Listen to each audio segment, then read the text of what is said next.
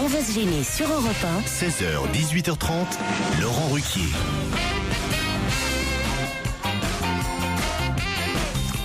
On va se gêner jusqu'à 18h30 avec aujourd'hui Michel Bernier. Bonjour Michel. Pierre Bénichou. Titoff. Jérémy Michalak. Jérôme Bonaldi. Et Fabrice Eboué. Voilà. Je suis désolé Jérôme, parce qu'ils ont été méchants avec vous là avant l'émission. Ils ne voulaient pas vous laisser leur place et tout. Je vous ai vu errer tout autour de la table à chercher quel allait être votre fauteuil. C'était triste à voir. Mais c'est des problèmes techniques. Moi, je vais vous présenter dans un peu plus d'une heure des objets formidables, mais qui ont besoin d'une prise électrique. Dans une heure. En général, dans le studio radio, il y en a des. Avec des ordinateurs qu'il faut pas débrancher. Mais il faisait pitié, on aurait dit tu sais, à l'école, il y avait toujours un petit roux, personne ne voulait s'asseoir à côté de lui, il cherchait partout dans la classe. Sont chassés comme ça. Non, ça va rappeler des mauvais souvenirs à Laurent. Qui finissait toujours seul au dernier rang. Oui, mais pourquoi? Parce que aussi avec des assistantes. Nous, on n'a pas d'assistante. Moi, je viens pas avec mon assistante à l'émission. Bah, parce que ton assistante, elle arrive avant toi. Qu'est-ce que c'est que ça? Attendez, je vous interromps parce que il y a Pierre Bénichou qui pendant ce temps-là s'écarte de la table, se tourne vers le public, fait c'est marrant. Hein. Pierre, on est là pour les auditeurs qui nous écoutent. On racole pas le premier rang du public en faisant des blagues à part. Ne comptez pas sur moi pour la solidarité. Ça, j'ai bien compris. Oh non. Et puis, vu les couleurs de sa pochette, là, dans son il va faire très beau ce week-end. Ah non, il va faire vraiment, il va être très goguenard aujourd'hui, j'ai l'impression. Très quoi? Très goguenard?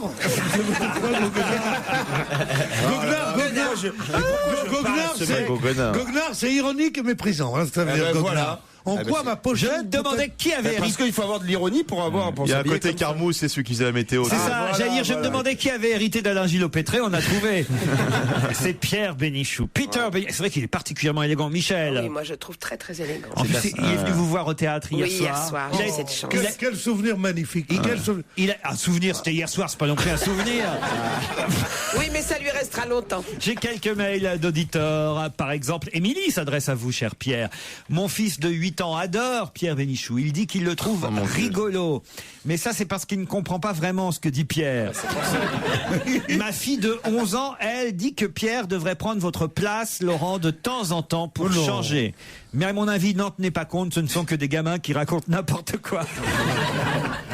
Elle est sympa, Émilie, vous voyez. Jocelyne m'a écrit pour me dire: je suis interpellé par votre chronique sur Monsieur Bourdon, champion de l'émission de Nagui, dont vous avez dit hier qu'il battait le record de victoires dans un jeu télévisé. Certes, celui-ci est très fort, mais il n'est pas pour moi un super champion, nous dit Jocelyne, dans la mesure où il a déjà perdu 2 ou 3 fois dans l'émission et il a racheté sa place. À mon avis, un perdant doit partir. Par contre, Pascal, dans l'émission En toutes lettres, émission à laquelle participe Pierre Bénichou. Oui, Pascal, il est formidable. Lui, Pascal est un véritable champion. Il n'a jamais perdu. Il est très cultivé, il est sympathique et il ne se prend pas la tête. Vous connaissez Pascal, vous, Pierre?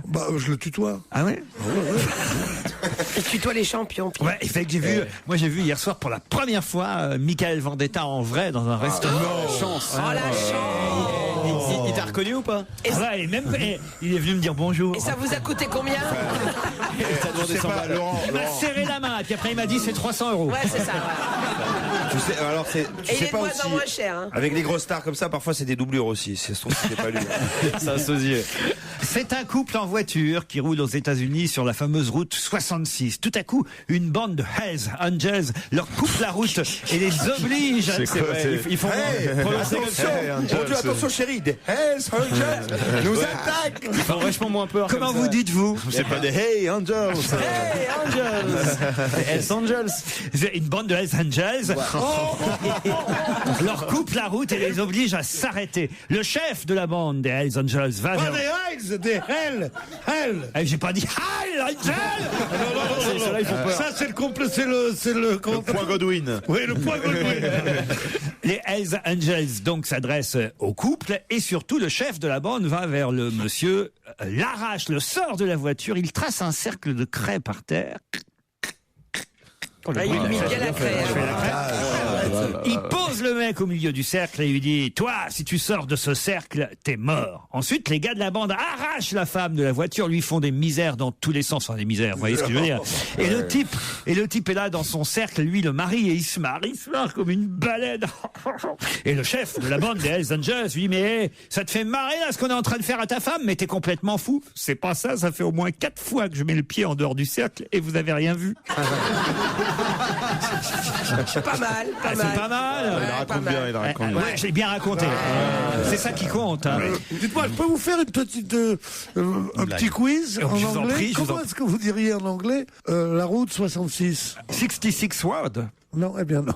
Comment vous dites? C'est Route 66. Ah oui. C'est un truc, ils ont gardé le français en Route 66. Quand tu nous as bien eu là. On est tous tombés dans le piège. Il nous a bien eu là. Hein. Ah, monsieur Bourdon n'a plus qu'à bien se tenir. Le petit de 8 ans, il s'est éclaté là. Jean-René m'écrit, cher Laurent, c'était juste pour demander à Michel Bernier si elle aurait sélectionné plutôt 2 milieux défensifs en vue d'un 4-4-2 dans la liste des 30 hier. Ouais. Ça vous a pas intéressé? Vous n'avez pas regardé la liste? D'abord, j'étais pas devant la télé, mais en plus, ça me passionne pas plus que ça, le football. Et voilà, Il nous je a connais encore rien. surpris, Raymond, quand même. Ce Raymond, Il nous dit, oh, on va en donner 23 et paf, 30. c'est tout Raymond.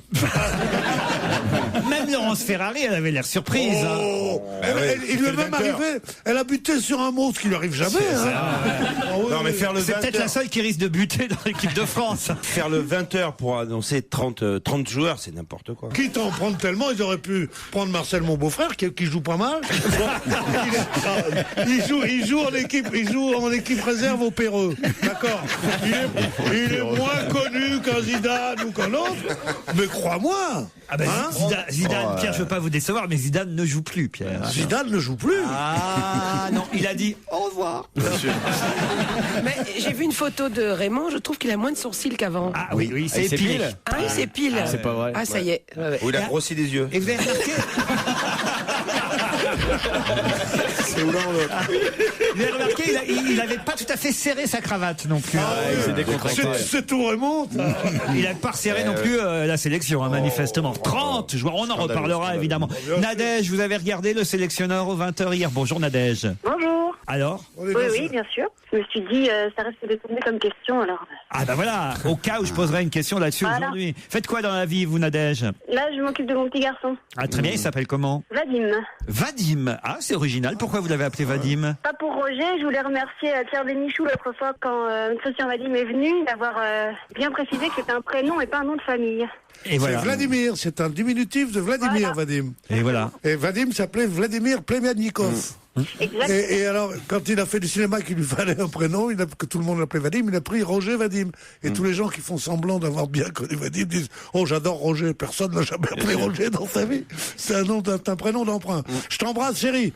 Eh ben, tu as perdu. » C'est une anecdote qu'on racontait sur The Route 66.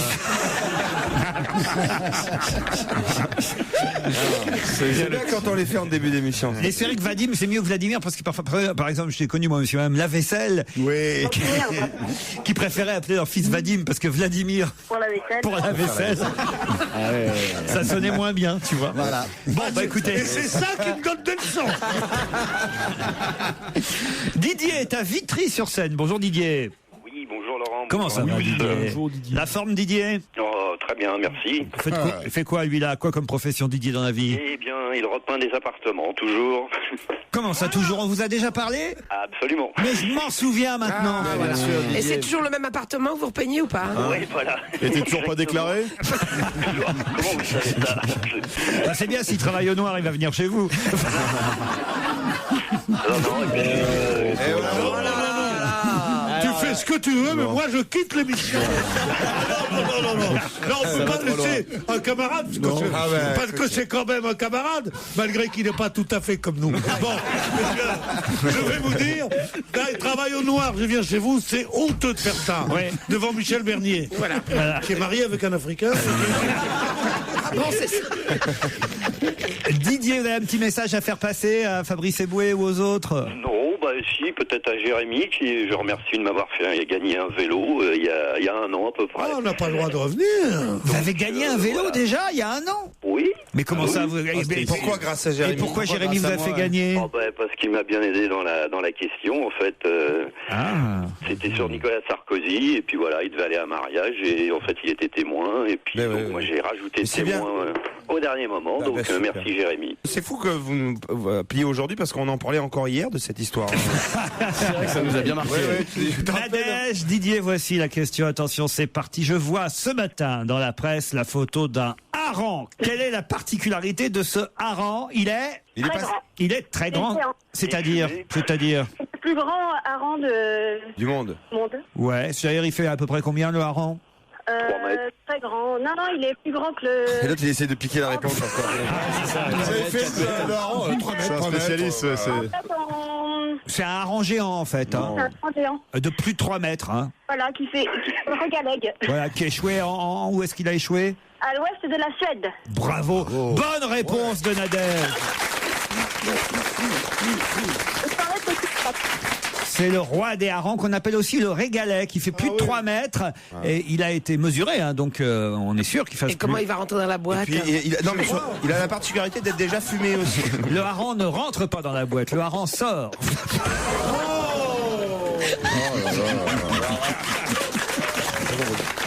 C'est bien qu'elle va en détail hier soir. C'est très bon, hein, les gros harengs comme ça. Tu fais 3 tonnes de pomme à l'huile avec. Non, là, et Didier, on est obligé de reconnaître que Nadège a gagné. Bah oui, hélas. Et puis vous avez déjà votre vélo. Voilà. Oui, voilà, donc d'accord. Nadège, elle ira passer un week-end de 2 nuits à l'abbaye. J'irai à la pêche au hareng. Exactement. Tu veux pas une bagnole aussi, non? L'abbaye de Sainte-Croix vous attend, Nadège. L'hôtel 4 étoiles relais château de Salon de Provence, à 10 minutes de la cité de Nostradamus. Votre séjour en mode VIP, hein, parce que c'est Europe 1 qui vous envoie, comprend 2 nuits en demi-pension, 2 petits déjeuners, 2 repas, boissons incluses, sur terrasse panoramique. Waouh. 4 prières. 2 passes offerts pour un accès. Enfin, 2 passes. Putain, ça c'est cool. Ah, c'est sympa, je peux y aller à la place. C'est là où ils sont en stage, les Bleus. 2 passes offerts pour un accès aux activités culturelles de la ville de Salon de Provence et une visite dégustation dans un vignoble provençal. Vous êtes contente, Nadège? Ah oui, ravi. Ça permettra de fêter mes 3 ans de mariage. C'est pas vrai. Génial. Oh là là là là. Avec le papa de Vladimir? De Vadine. Et il s'appelle comment le papa? Pascal. Pascal, eh bien Pascal et Nadège, bon séjour à Salon de Provence. Vous passez une excellente après-midi à l'écoute d'Europe 1 et ça va continuer pour cause jusqu'à 18h30. C'est votre rendez-vous divertissement de l'après-midi. C'est On va gêner, c'est avec Laurent Ruquier et ses fameuses questions sur l'actualité. Quelle lettre étonnante le sélectionneur Raymond Domenech a-t-il reçue avant d'annoncer sa sélection?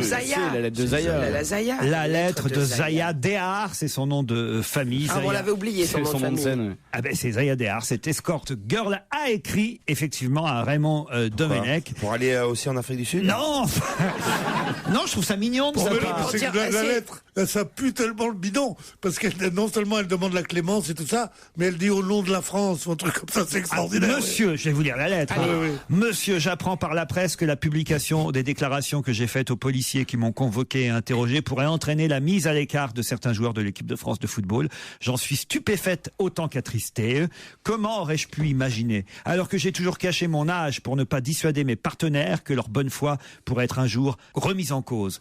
J'assume pleinement mon comportement, je l'ai dit à la police et je le répétais publiquement. À aucun moment je n'ai prétendu ou laissé entendre que j'avais pu être victime de ces personnes, même si j'ai dû admettre la réalité des relations que j'ai entretenues avec certaines d'entre elles en raison des transcriptions d'écoutes téléphoniques que possédaient les enquêteurs. Putain, une pute de 16 ans, ça écrit super bien. Je sais pas pourquoi. Je n'en veux qu'à ceux dont les indiscrétions ont permis que cette affaire s'étale dans la presse alors qu'elle devait rester secrète et qui ont exploité sans autorisation mon image, m'obligeant à sortir de l'anonymat pour faire face aux ragots qui ont été mis en ligne ou diffusés par les journaux. Je vous demande, monsieur le sélectionneur, de respecter ce que les juges, les avocats appellent la présomption d'innocence et de ne tenir aucun compte à l'heure de votre choix de ce qui a pu se passer entre certains de nos joueurs et moi.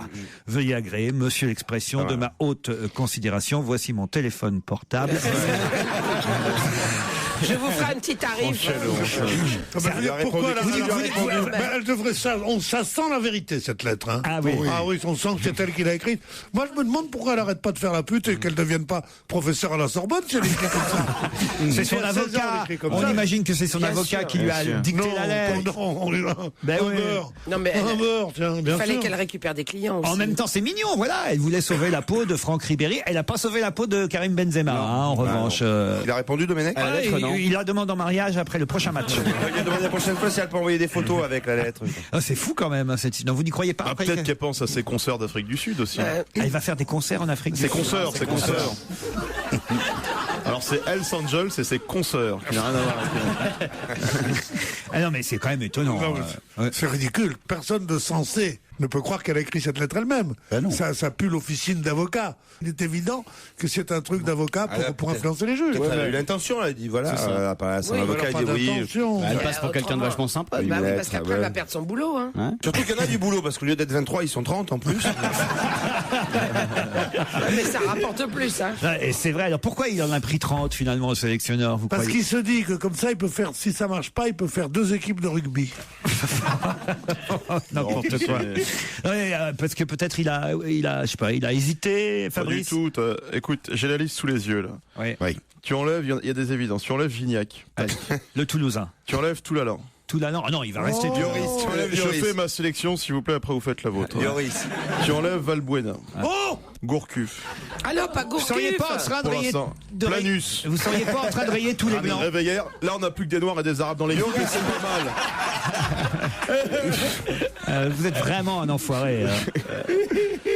Je ne connais pas plus raciste que ce type. et quand on le voit, on est d'autant plus étonné.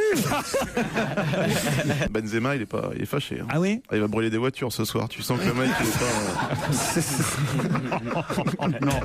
Vous avez vu la une de Paris Match cette semaine? Ah si. Ah bah si, parce que la semaine dernière, c'était qui c'était? Zaya. Et cette semaine, c'est Carla Bruni. Non, c'est Zora cette semaine. La semaine prochaine, Zorro. Elle montre sa fille. Ils sont dans les aides à Paris Match en ce moment. Hein. La petite Zora avec une pomme de pain. Alors, je sais pas si c'est dans la main ou si c'est la photo. Si elle la mange. Non, mais ça c'est la main. Ça. Rachida Dati. Rachida Dati, c'est la maman à Zora? Pas Zaya, Zora. Zora, je dis pas Zaya. Et donc elle accepte. Elle ressemble à quelqu'un. Comment ça, il ressemble? Est-ce qu'on peut trouver le père? Est-ce qu'il y a une ressemblance? Elle a des cheveux dans le visage, on voit pas. C'est une photo posée ou une photo volée, vous croyez? Ça sent la photo volée, ça, oui. Et là, elle sourit à l'objectif. Non, mais la maman Zora, je crois qu'elle est capable de tout. Hein. Mais la maman Zora, je crois qu'elle est même été garde au sceau à une époque. Non, elles sont pas floutées ni l'une ni l'autre. Ah bon, alors donc c'est une photo pas volée. Non, mais la petite, on voit pas bien son visage. En la petite, elle a les cheveux sur le visage, comme ça remplace presque le bandeau noir. Cela dit, une photo d'arabe volée. Quant à Rachida, elle n'est pas si bien floutée que ça. Hein. Ah ouais? Moi, je la trouvais bien floutée et tout, mais dès qu'elle est en pullover, tu vois la réalité. Hein. Elle est maigre. Vous aimez les femmes plus en chair? C'est sa culture du couscous, du tagine. Faut qu'il y en ait, quoi. Faut pas que ça manque. Côté danseuse du ventre. Ça lui rappelle son enfance quand il voyait des chameaux. Qu'est-ce qu'il a, le bois bandé, là? Alors là, j'ai une mauvaise nouvelle, c'est dans le Parisien qu'on l'apprend. Quelles sont les premières victimes de la météo pourrie qui règne sur notre pays en ce moment? Le festival de Cannes. Non, c'est pas ça du tout. C'est les oiseaux. C'est-à-dire? Les hirondelles en particulier. Elles reviennent de très très très loin. Pas seulement les hirondelles et les martinets. Et les martinets. Bonne réponse de Jérôme Bonaldi. C'est un problème réellement. Toi, tu t'en fous des martinets, t'en as rue Saint-Denis tant que tu veux. Hein. Les hirondelles et les martinets meurent de faim et de froid par centaines. Mais où ça en France? Oui, parce que qu'est-ce qu'ils font? Ils rentrent de leur grande migration en Afrique. Et ils sont affamés quand ils arrivent. Quitter l'Afrique pour mourir de faim, faut vraiment être con. Ils ont parcouru 5000 kilomètres, parfois même 10 000 kilomètres pour venir se reproduire chez nous au printemps. Ils arrivent, paf, et là qu'est-ce qu'ils entendent? Laurent Cabrol qui dit il va faire froid aujourd'hui. C'est tristouné, leur dit Laurent Cabrol. Ils s'en vont, les martinets. Alors, les martinets et les hirondelles meurent actuellement. Ils meurent, ça veut dire qu'ils tombent. Ouais. Non, ils étouffent, ils peuvent pas se moucher, les oiseaux, ils ont pas de main, tu sais, donc ils finissent par... Non, il meurt en l'air. Non, mais je veux savoir comment il meurt. Il meurt en l'air. Il se cache pour Ah, là, mourir. ça, il meurt en l'air et donc il tombe. Ouais. Ah oui, vraiment? Oui, mais dans les migrations, il y en a énormément. On estime qu'il y a Épuisement, 40% On n'a jamais des hirondelles. filmé la mort d'un oiseau. Si moi j'ai filmé la mort d'un oiseau, il n'y a aucun distributeur qui en a voulu. Non, mais je veux dire, Je voudrais un jour marcher, puis tout d'un coup voir un martinet qui tombe à mes pieds. oh, Martinet qui tombe à tes pieds, ça va pas, non? Mais comme dirait Stevie, mais la survie de l'espèce, ça t'intéresse pas ou quoi?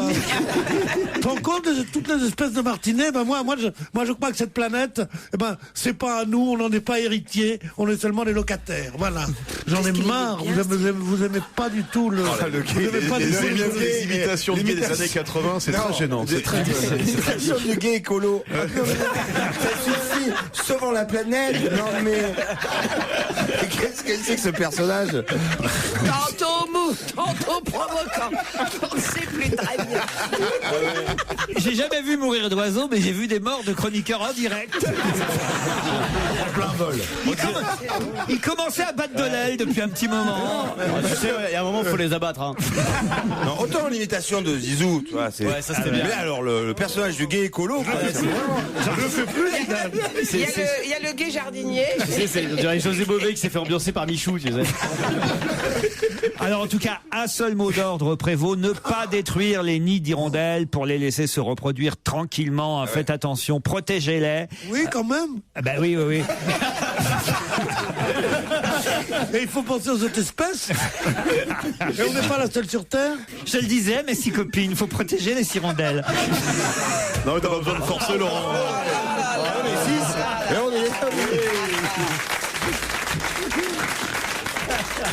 Et voilà comment on sombre.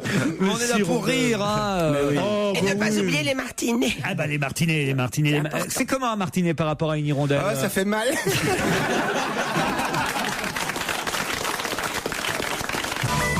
Allez, on retourne au studio Merlin d'Europe 1 pour la suite. On va gêner avec Laurent Ruquier et ses complices du jour sont Jérémy Michalak, complice en forme, hein, Titoff, Fabrice Eboué, Pierre Bénichou, Géant Bonaldi, Michel Bernier et une nouvelle question, bien sûr. Où et quand va-t-on entendre sus aux Français, mort aux Français? À Cannes, non. Ah, c'est oui. À Cannes, c'est le film de Boucharet. Non, bah, ça serait Ah plutôt. non, c'est Robin des Bois. C'est Robin des Bois. C'est dans Robin des Bois, projeté ce soir en ouverture du festival de Cannes. Effectivement, des scènes de mise à sac saisissantes, émaillées de phrases qui peuvent choquer notre pays. Sus aux Français, mort aux Français. C'est Richard Cœur de Lion de retour des croisades sur le sol français qui pille un énième château. Bonne réponse de Titoff. C'est ridicule de dire qui a dit c'est au français, c'est Zaya, c'est ridicule. Ça doit être bien le nouveau Robin des Bois de Ridley Scott. Alors c'est la version d'Alexandre Dumas, parce qu'il faut quand même se rappeler qu'Alexandre Dumas, j'avais oublié que c'était Alexandre Dumas aussi qui avait écrit la version, pas officielle, mais la version qu'on connaît de Robin des Bois. Dans le film, il y a des trucs un peu barjots. Tu sais qu'à un moment, il y a les Français qui débarquent en Angleterre. Ouais. Et c'est un débarquement exactement comme en 44. Le même débarquement, à sens inverse. Avec des avions. On sort du il n'y a pas les avions. On sort du Moyen-Âge, mais il y a les péniches de débarquement. Les mecs, il y a des trucs chelous, ouais. là, il y a un peu, c'est un peu tu l'as chelou, vu ça. Moi, je l'ai vu. j'ai vu hier À soir. un moment, il détourne un fourgon blindé comme ça. Non. Et il cache 2,5 millions d'euros. Et il prend 3 ans 3 ans de prison seulement. Moi, je connais la version de Georges Guettari. On m'appelle Robin des Bois, je m'en vais par monts et par bois, et je chante. Chauffez, chauffez, chauffez la coum-coum. Chauffez la coum-coum. Chauffez la coum-coum. Qu'est-ce qu'il y a, Pierre? Qu'est-ce qu'il y a, Pierrot? Oh, je sais pas, quand on cite Monsieur Guettari, Georges, on pourra avoir un peu plus de respect quand même. D'ailleurs, je sais pas ce que j'ai en commun avec vous, à part un immense besoin d'argent.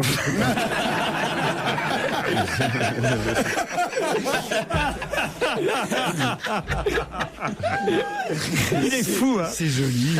Mais vous êtes un peu notre Robin des Bois, nous, Pierre. Oui, on me le dit souvent. Ah ouais. On me le dit souvent. Parce que j'ai souvent été injuste avec vous. Je voyais dans des rôles un peu ingrats, genre Berrurier ou Obélix, alors qu'en fait, vous seriez un parfait Robin des Bois. Vous avez un côté Errol Flynn. C'est vrai que Errol et moi, on nous confondait souvent, tu vois. Mais dans le rôle de Jean Plutôt en gentleman cambrioleur, j'aurais vu Pierre. Ah, moi. Arsène Lupin. En Arsène Lupin. Alibaba. Alibaba, moi je l'aurais vu plutôt.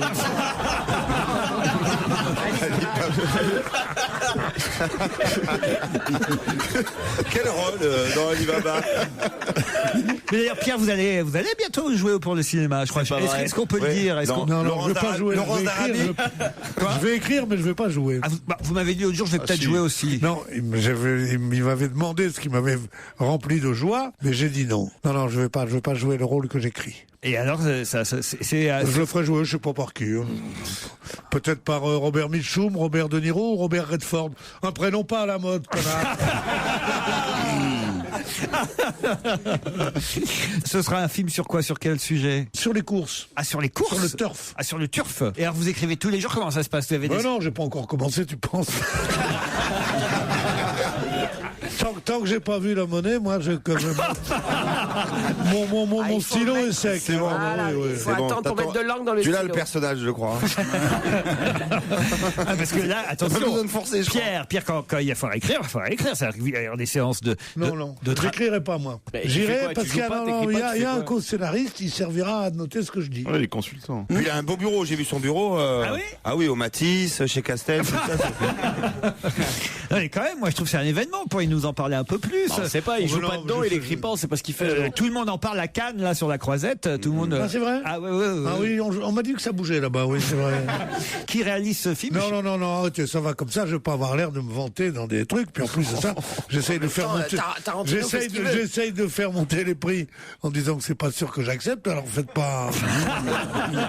En tout cas, tout Cannes parle de ça, sur la Croisette en ce moment. Les Américains vont l'acheter. On entend Pierre. Je suis sûr qu'il y a quelque chose de moqueur dans ce que vous dites. Non, je vous jure, Pierre. Non, mais je m'en fous, moi, tu sais, quand j'écris Citizen Kane, un homme et une femme et tout ça, qu'est-ce que j'en ai à foutre? Le cuirassé Potemkin, ça m'avait pris du temps. Un peu de musique sur Europe 1 avec Ellie Pepperberry. Wait, come and get it.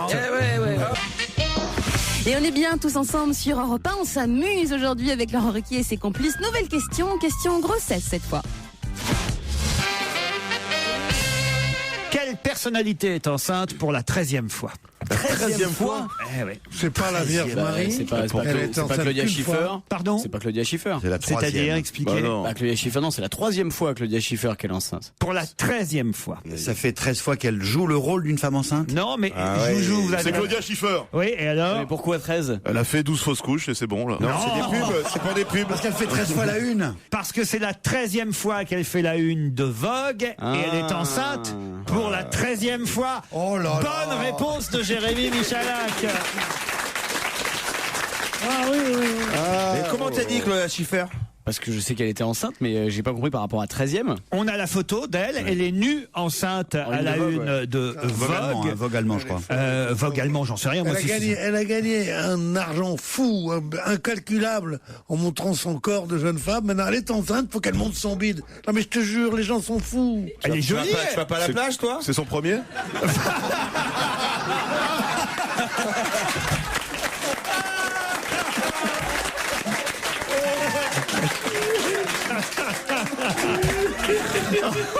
Non, si tu te mets à être drôle, moi je vais commencer à bouffer de l'ail, moi. Chacun son rôle dans cette émission. Faites pas ça. D'ailleurs, alors, ce que je veux pas, c'est qu'on dise que j'ai un ventre de femme enceinte, ce que je vais vous montrer. Ah non. Il est fait. Ah non, c'est vrai. Il est beau. C'est vrai, pas. Non. Il respire plus là, faites gaffe. On voit qu'il peut plus mettre de ceinture, mais. Il a gardé sa On pourra pas respiration. le prendre pour Claudia Schiffer. C'est Claudia. Une femme enceinte. C'est Claudia Chou-Fleur, lui. Non, écoutez Pierre, regardez, c'est joli. Elle est là, elle pose sa main sur sa poitrine. Je n'ai rien contre les femmes enceintes. Je trouve qu'en effet, il y a des femmes enceintes qui sont émouvantes et jolies. Je trouve que quand on est une cover girl, allez, pardon, du plus cover girl, c'est des modèles, top modèle. Bon, quand on est top modèle, on ne va pas montrer son bide. Elle cache ses seins, surtout. Et je crois que c'est Karl Lagerfeld qui a pris la photo. Exact. Oui, Je crois que c'est lui le père. J'ai des doutes quand même. Ouais, ça fait on voit là un qui aime bien les espèces en voie de disparition. Karl Lagerfeld a fait une très jolie photo de Claudia Schiffer. De toute façon, pour faire une moche photo avec Claudia Schiffer, il faut quand même se lever de bonne Mais heure. qui est le papa? C'est pas David Copperfield. Non, c'est plus lui. Ah non, David Copperfield, il est le papa. Il est papa de personne. C'est lui qui a disparu. Il est le tonton, lui, David Copperfield. Ah oui, Pour c'est pas vrai. dire la tata. David Copperfield. Ah ouais. Bah, chaque fois que tu tires un coup avec un mec, il faut lui donner des droits d'auteur. Hein. Comment vous pouvez dire ça d'un grand magicien? Ah bah il y a des grands magiciens dans leur corporation. Ah ouais? Bien sûr. Dans leur corporation, t'as tout. Hein. En tout cas, elle est t'as du plus haut comme du plus bas. Elle est enceinte à 39 ans. C'est sa 13e une du magazine Vogue qu'elle a fait en 20 ans. Il y a 20 ans qu'elle faisait sa première couverture. Elle avait 19 ans et on a 39 ans. Elle aurait mieux fait d'être enceinte à 19 ans, il aurait été mieux le gosse. Bon, pourquoi donc? Enceinte à 39 ans et puis quoi aussi? Je vous signale que ma mère m'a eu, elle avait 39 ans. Ah, ça explique Est-ce qu'elle elle a posé pour oui, mais elle était la Gazette Rouennaise à Brest? Oui, mais écoutez, Et Raymond, elle n'était pas à poil à la une du Pays Cauchois. Le quotidien du Havre. Dis-moi, et en plus de ça, Elle bricole. Elle bricole ses spaghettis en ce moment. Excusez-moi, mais votre maman n'était pas primipare. Elle n'était pas primipare. Ça veut dire primipare? Oui, je sais, oui. Mais je te le dirai après la pub. Non mais Pierre, Mais elle non plus, elle n'est pas primipare. qu'est-ce que vous avez contre les enfants qui sont nés Rien, mais il faut bien meubler, c'est tellement vide. Je vois pas pourquoi un enfant né d'une Mais maman... bien sûr, d'une femme de 39 ans, c'est superbe. Ah bon? Mais bien sûr. Bah oui. Regardez quand même le résultat, ce que ça donne. Moi j'ai plus Elle a quel âge? J'ai mon fils à 40 ans, moi. Ah, vous avez eu votre fils à 40 ans? Mais oui. Non. Bah ouais, mais il va Alors naître quand alors? Là. Alors il y a des chances qu'il soit pédé apparemment. Non.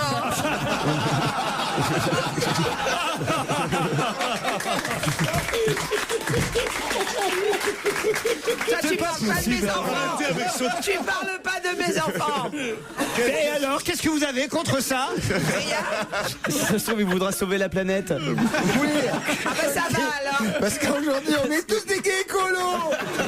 S'il veut sauver la planète. Mais Pierre, non mais franchement, je suis inquiet parce que vous avez eu quand même une once de sérieux quand vous avez commencé à dire ça tout à l'heure. Elle aurait mieux fait d'avoir son fils à 19 ans. Quel rapport? Au contraire... Ouais, je suis pour ça, moi, je suis pour les femmes qui ont des enfants à 19 restent à la maison. des garçons qui font le service militaire, des femmes qui nettoient avant que tu Mais au rentres. contraire. Et puis c'est tout, moi. Au contraire. On me dit de plus en plus que je suis réactionnaire, c'est faux. Je suis français, monsieur. Le point Godwin. À 19 ans, c'est terrible. À 19 ans, c'est terrible d'avoir Mais oui, un gosse. on n'a Ma pas- mère, elle m'a eu à 17 ans, moi. Et justement, on n'a pas profité... Elle a pu travailler pendant jusqu'à mes 50 ans, elle a travaillé. On n'a pas profité de la vie à 19 ans, on est déjà maman, c'est trop tôt. Parce que c'est pas la vie d'être maman. Tu crois que la vie, c'est d'aller au Matisse Avec Michel Vendetta. avec Michael Vendetta? Mais je fais pas au Matisse avec Michael Vendetta. Si. On vous avait. Ne Ah, serait-ce ça que aurait pour été qu'on te drôle. laisse entrer, t'es obligé d'arrêter d'aller avec Qui t'a invité à sa table. Rendez-moi la photo s'il vous plaît pas, Elle est là. Claudia Schiffer. À la une de Vogue, le papa c'est Matthew Vaughn. Non, mais, excusez-moi, mais je Matthew voudrais pas Vogue. passer pour un salaud. Parce que je ne respecte rien tant que les femmes enceintes. Je pense qu'on peut avoir des enfants de plus en plus tard et c'est un bien. Je pense, mais je trouve que cet exhibitionnisme de la grossesse maintenant dans les journaux, dans les rues, dans la mode pour femmes, je trouve que l'exhibitionnisme en toute chose est une connerie. Et puis en plus, Karl Lagerfeld est un bon photographe. Ah oui, il a cadré la tête, tout ça, avec le ventre. Il est fort, hein. Bon, il aurait peut-être pas dû mettre le gilet jaune là. Oui, vrai c'est que en trop, ouais. Enceinte avec un gilet jaune, On voit bien le triangle par contre. nue et enceinte, et c'est pas un truc qui vous arriverait ça, Pierre Bénichou finalement. Non mais c'est vrai, faut dire ce Dis-moi, mais t'as pas d'autres têtes de Turcs ici, non? Qu'est-ce que ça veut dire? Moi qui me crois De obligé Turcs, de répondre. Moi qui me crois obligé de répondre. Parle à mon cul, mais t'es malade, laisse pas tranquille un peu. Bah, Pierre, Qu'est-ce écoutez, qu'il a c'est la direction qui m'a dit, monsieur Bompard m'a dit, notre président ici à Europe 1, il m'a dit, écoutez, voilà, Pierre Bénichou, quand même, il nous coûte cher, ce serait bien, ça fait une semaine qu'il n'est pas en forme, ce serait De bien, l'amortir. ce serait bien un peu que vous, voilà, que vous fassiez parler un peu plus, il faut amortir son salaire, m'a dit monsieur Bompard. Monsieur Bompard, je le vois ce midi. C'est pas vrai. Alors? Et alors? Baisse générale des salaires, il y en a qu'un qui... Eh bien, vous me le croirez ou non, c'est moi. Voilà. Vous souhaitez assister à l'émission On va gêner, c'est très simple, on compte sur vous d'ailleurs, 39 21 34 centimes par minute pour les appels et puis également les courriels sur le site www.europe1.fr. On retrouve Laurent Ruquier avec une nouvelle question qui concerne l'Italie cette fois. La pince est allée à Turin, à Rome et à Naples pour manger des pâtes. Et puis voilà. Mais qui est la pince? Gérard Miller. C'est l'homme qui a pris le convoyeur. Muselin. Oui, c'est le convoyeur qui a été repris après avoir tout volé à Lyon. Voilà. Tony Muselin. Tony Muselin. Voilà, qui dit d'ailleurs, je ne suis pas Robin des Bois, comme quoi il faut pas confondre. I'm not Robin Hood, il a dit. Avec Russell Crowe, le convoyeur de fonds condamné à 3 ans de prison ferme, convoyeur dont on ne sait pas ce qu'il a fait des 2,5 millions manquants, surnommé La Pince. Quand on lui demande ce qu'il est allé faire en Italie, La Pince répond: je suis allé à Turin, à Rome et à Naples pour visiter. Voilà. J'ai mangé des pâtes et puis voilà. Ah. Et il prétend qu'il est allé sans avoir pris un sou de la rançon, de l'argent qu'il avait volé, qu'il avait tout laissé dans un box. Et qu'il fallait voir du côté du propriétaire du box qui avait le double des clés. Il a pensé à porter plainte pour le vol qu'il a subi ou pas?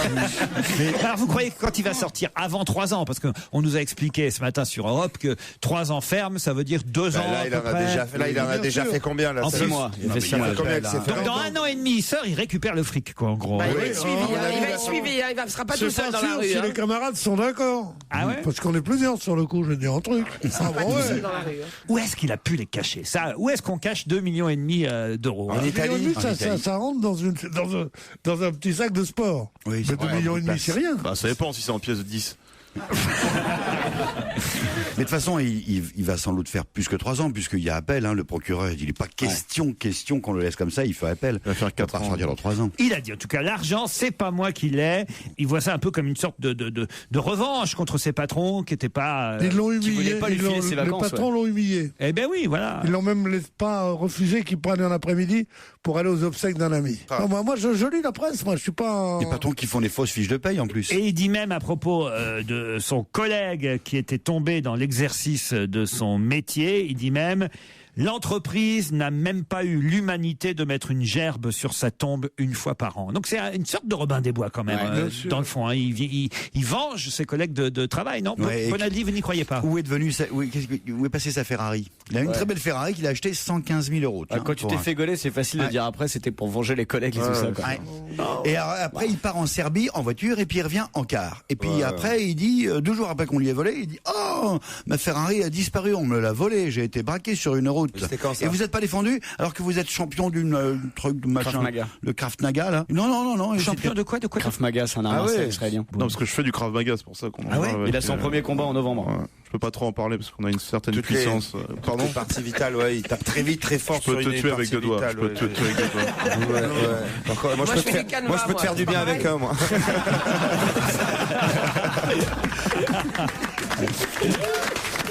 En tout cas, pas de bazooka, pas une goutte de sang. Moi, je trouve qu'il les mérite, ces 2,5 millions. Qu'on lui laisse. C'est sûr.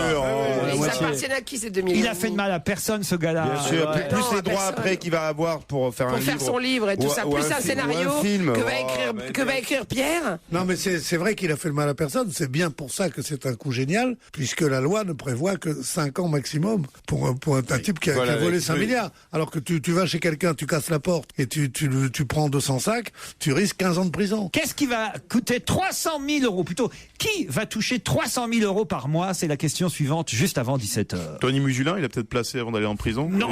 Et pendant combien de temps il va toucher ça? Qui va toucher 300 000 euros par mois, à mon avis, jusqu'à... joueur de foot? Fin de ses jours. Non, c'est un acteur, c'est pour un film? Non, 300 000 euros par mois. À titre de dédommagement? On peut dire ça comme ça. C'est un chef de grosse société? Non, du tout. Non, c'est une retraite chapeau, non? Pas une retraite chapeau. Une décision de justice? C'est en quelque sorte une retraite, mais... quelqu'un qui a gagné au jeu? Non. C'est quelqu'un? C'est quelqu'un qui va toucher 300 000 euros par mois. Un descendant d'un artiste, d'un peintre? La femme de Tiger Woods? La femme de Tiger Woods, non. C'est pas mal. C'est peut-être moi? Non. La femme de Berlusconi. Bravo, exactement. Véronica Lario, la femme de Berlusconi. Bravo Titoff. Elle va toucher combien? 300 000. 300 000 euros par mois. Voilà une femme qui va être aimée. En instance de divorce, les médias italiens ont rapporté qu'effectivement le chef du gouvernement devrait lui verser 300 000 euros par mois. Ouais. C'est pas mal quand même. Il est riche comme ça. Bien sûr. Mais oui, c'est la moitié d'Italie. La fortune d'Italie. Ah puis il va retrouver l'argent quand il va sortir de prison. C'est pas tellement énorme. C'est pas tellement énorme. Ça fait quoi? Ça fait 2 milliards par an ancien quoi. Non, que tu fais quoi avec 300 000 euros? Demande à Laurent. Bah, je me fais chier ici par moment.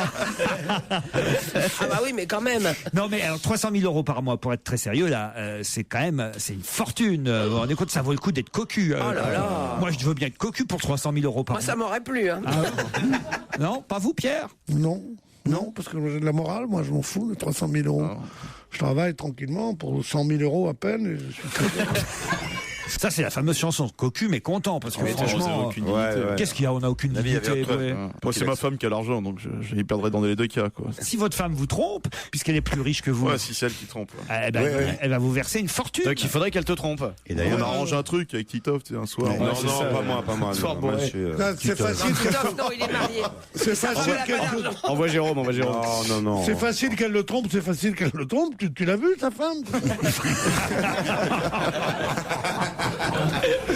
Oh non, ça c'est dégueulasse. C'est moche, ça. Mais non, On passe une vitesse, d'accord. Dans 10 minutes, on fait les mers, je vous le dis tout de suite. Ah bah c'est déjà fait. Je l'avais déjà parlé tout à l'heure de ma maman qui était enceinte à 39 ans et Qui avait fait la couverture. et je m'en suis pas remis encore. Non, Mais moi, en tout cas, je tenais à dire que ça me fait plaisir quand Fabrice parle un peu de lui, parce que c'est très rare. Et voilà. Extériorise et ça lui fait du bien. moi, je l'ai jamais vu. C'est vrai qu'elle est moche, sa femme.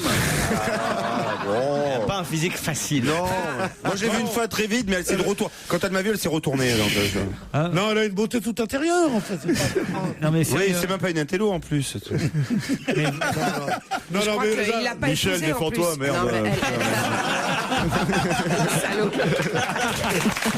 Allez, on se retrouve après les titres. On va faire. Laurent Ruquier sur Europe On va se gêner. C'est la deuxième heure dont on va se gêner. Toujours avec Michel Bernier, Pierre Bénichou, Jérôme Bonaldi, Fabrice Eboué, Jérémy Michalak et Titoff. Sans oublier bien sûr Paulette et Tom. Bonjour Paulette, bonjour Tom. Bonjour Laurent. C'est bien. Hola. Hola. Ben oui, Tom, il nous appelle de Grenade en Espagne, c'est bien ça? Ouais. On parle d'abord à Paulette et puis ensuite on revient vers vous Tom, d'accord? Ok. Paulette, qu'est-ce qu'elle fait à Argenteuil? Oh, je ne fais pas grand-chose. Je fume au foyer, mais ils sont très grands, donc Ah oui. je ne fais pas grand-chose. Donc vous nous écoutez l'après-midi, tranquille, peinarde. en Exactement. pelant vos asperges. Bien sûr, j'ai des très très belles asperges dans mon jardin. Eh oui, les asperges d'Argenteuil, Pierre. Je me souviens du cours ça que... allait sans dire, oui. Ah oui, bah si, ça allait sans dire. Faut préciser quand même. Faut préciser quand même, même si nous avons retenu la leçon que vous nous aviez donnée ici même il y a quelques Vous années. avez la mémoire. Hein. Ah ben oui, quand même. Vous savez, on n'enseigne pas pour rien. Ah oui, moi, The Route 66, tout, je me souviens de tout. Les clowns, comment ils s'appelaient les clowns? Foutit et chocolat. Voilà. Vous voyez, on se C'est souvient. comme Tricot chez Cacolé, vous l'avez pas connu. Puisque vous nous écoutez tous les jours, Paulette, vous avez peut-être des petites remarques à faire sur l'émission? Non, je m'amuse beaucoup en vous écoutant. J'aime beaucoup Michel Bernier, je le lui dis. Ah, Merci Paulette, c'est gentil, merci. C'est tout à fait sincère. Merci pour la famille, Paulette. Vous n'êtes pas encore... Oui, parce que maintenant que je m'appelle Madame Eboué, et que je suis moche, ça me vraiment, ça me fait passer une belle journée. Merci Paulette, merci de me soutenir. Vous n'êtes pas encore allé au théâtre de la Renaissance voir Michel? Non, je ne l'ai pas vu, mais j'aimerais bien. Ah bah, alors, allez. peut-être qu'on va vous offrir des places. Vous êtes dans le Val d'Oise, c'est pas loin quand même. Ah non, c'est pas loin, c'est sûr. On va vous offrir des places peut-être pour Fabrice Eboué aussi, non? Oh, l'un ou l'autre, moi ça me dérange pas. De toute C'est la façon, famille. C'est la famille. Ah ouais, c'est la famille. Ah, vraiment. Hola Tom. Hola, ¿qué tal? Muy bien. Et comment ça va? Ah, là, l'espagnol chez Laurent, ça marche pas. C'est mieux que l'anglais, là. Ah là là. Aïe, aïe, aïe. Qu'est-ce que vous faites à Grenade? Dites-moi tout. Moi, je suis étudiant Erasmus là-bas. Erasmus. La vie est belle, quoi. Ouais, d'accord. Ouais, Tu t'es fumes bourré. des joints et, T'es bourré encore là, non? Étudiant quoi? Erasmus. Ouais. C'est l'auberge espagnole, Pierre. Ça vous dit quelque chose quand même? Oui, qu'est-ce qu'on apporte? Qu'est-ce qu'on mange? Qu'est-ce qu'on apporte? C'est un film. L'auberge espagnole. C'est une chanson, lui il est parti sur une chanson directe. C'est un film. L'expression l'auberge une auberge espagnole, c'est un endroit où on ne consomme que ce qu'on apporte. Voilà. Oui, mais l'auberge espagnole, c'est aussi un film qui parle des étudiants Erasmus. Erasmus, c'est un truc européen où on échange des étudiants. Ils vont comme ça d'un pays à l'autre et ils découvrent l'Europe. Comment s'appelle le film? L'auberge espagnole. Oui, c'est un film couleur, hein, Pierre. qui est quand même sorti il y a déjà bien 5, 6, 7, 8, 9, 10 ans peut-être. Pierre. C'est parlant, c'est parlant. Oui, c'est parlant. Je crois qu'il n'y a pas Fernandel, mais... Et donc, les étudiants, qui sont des étudiants Erasmus, vont à l'étranger pour leurs études. Entre autres, Romain Duris, qui est le héros du film, vous voyez. Un peu comme Tom. Hein, Tom, vous êtes Erasmus, donc. Ouais, voilà. Et alors, c'est sympa? Ouais, on travaille beaucoup. Mais bien sûr, tu travailles beaucoup. Bien sûr, surtout à Grenade. T'as l'air de travailler beaucoup, à passer ton temps à écouter les clowns à la télévision, à la radio. Et t'habites avec plein de gens dans un appartement comme dans le film? Ouais, à peu près, ouais. Alors, raconte, Tom. Alors, toi, donc, tu es le français. Il y a des étudiants de quelle nationalité avec toi? Il y a beaucoup d'Italiens ici. Il y a beaucoup d'Italiens, d'Allemands. Il y a des Suédoises, Ouais. Non, pas trop. Les Italiennes sont assez sympas, en fait. Italiennes. Et quelle étude, Tom? Commerce international. Commerce international à Grenade. Et vous nous écoutez, évidemment, Tom, sur podcast. Paulette. Tom, vous allez vous affronter pour un séjour à l'abbaye de Sainte-Croix, à Salon de Provence, accueil VIP pour vous. Si vous me dites pourquoi on parle en ce moment énormément du romancier français, écrivain Emmanuel Carrère. Facile. Emmanuel Carrère. Oh, la facilité de la question. Très facile. Attention parce que ça va tomber du côté des chroniqueurs si vous n'avez pas... Sa maman. Pardon. C'est à propos de sa maman. À propos de... On parle pas des mères, on a dit. C'est pas... Il est au Festival de Cannes. Qu'est-ce que vous dites? Il est au Festival de Cannes. Comment ça, il est au Festival de Cannes? Ah oui, un film. Voilà. Vas-y, Tom, vas-y. Non, Tom, il faut y aller là, il faut être précis là sur cette affaire-là. Alors ça a un rapport avec le Festival de Cannes, mais quand même, il faut être plus précis que ça. C'est pas un film qui... Non. En fait, il est membre du jury des longs métrages. Voilà. Merci. Membre du jury à Cannes. Bonne réponse de Tom. Ah, c'est cool. C'est cool, mais ça a été long à venir quand même. Il n'est pas à Cannes par hasard et uniquement pour monter les marches. Il est à Cannes parce qu'il fait partie du jury présidé par Tim Burton. Il y a souvent un écrivain dans le jury cannois. Et cette année, c'est Emmanuel Carrère qui, outre le fait d'être écrivain, est aussi réalisateur parfois puisqu'il avait réalisé le film La Moustache, un film avec Vincent Lindon d'ailleurs, La Moustache.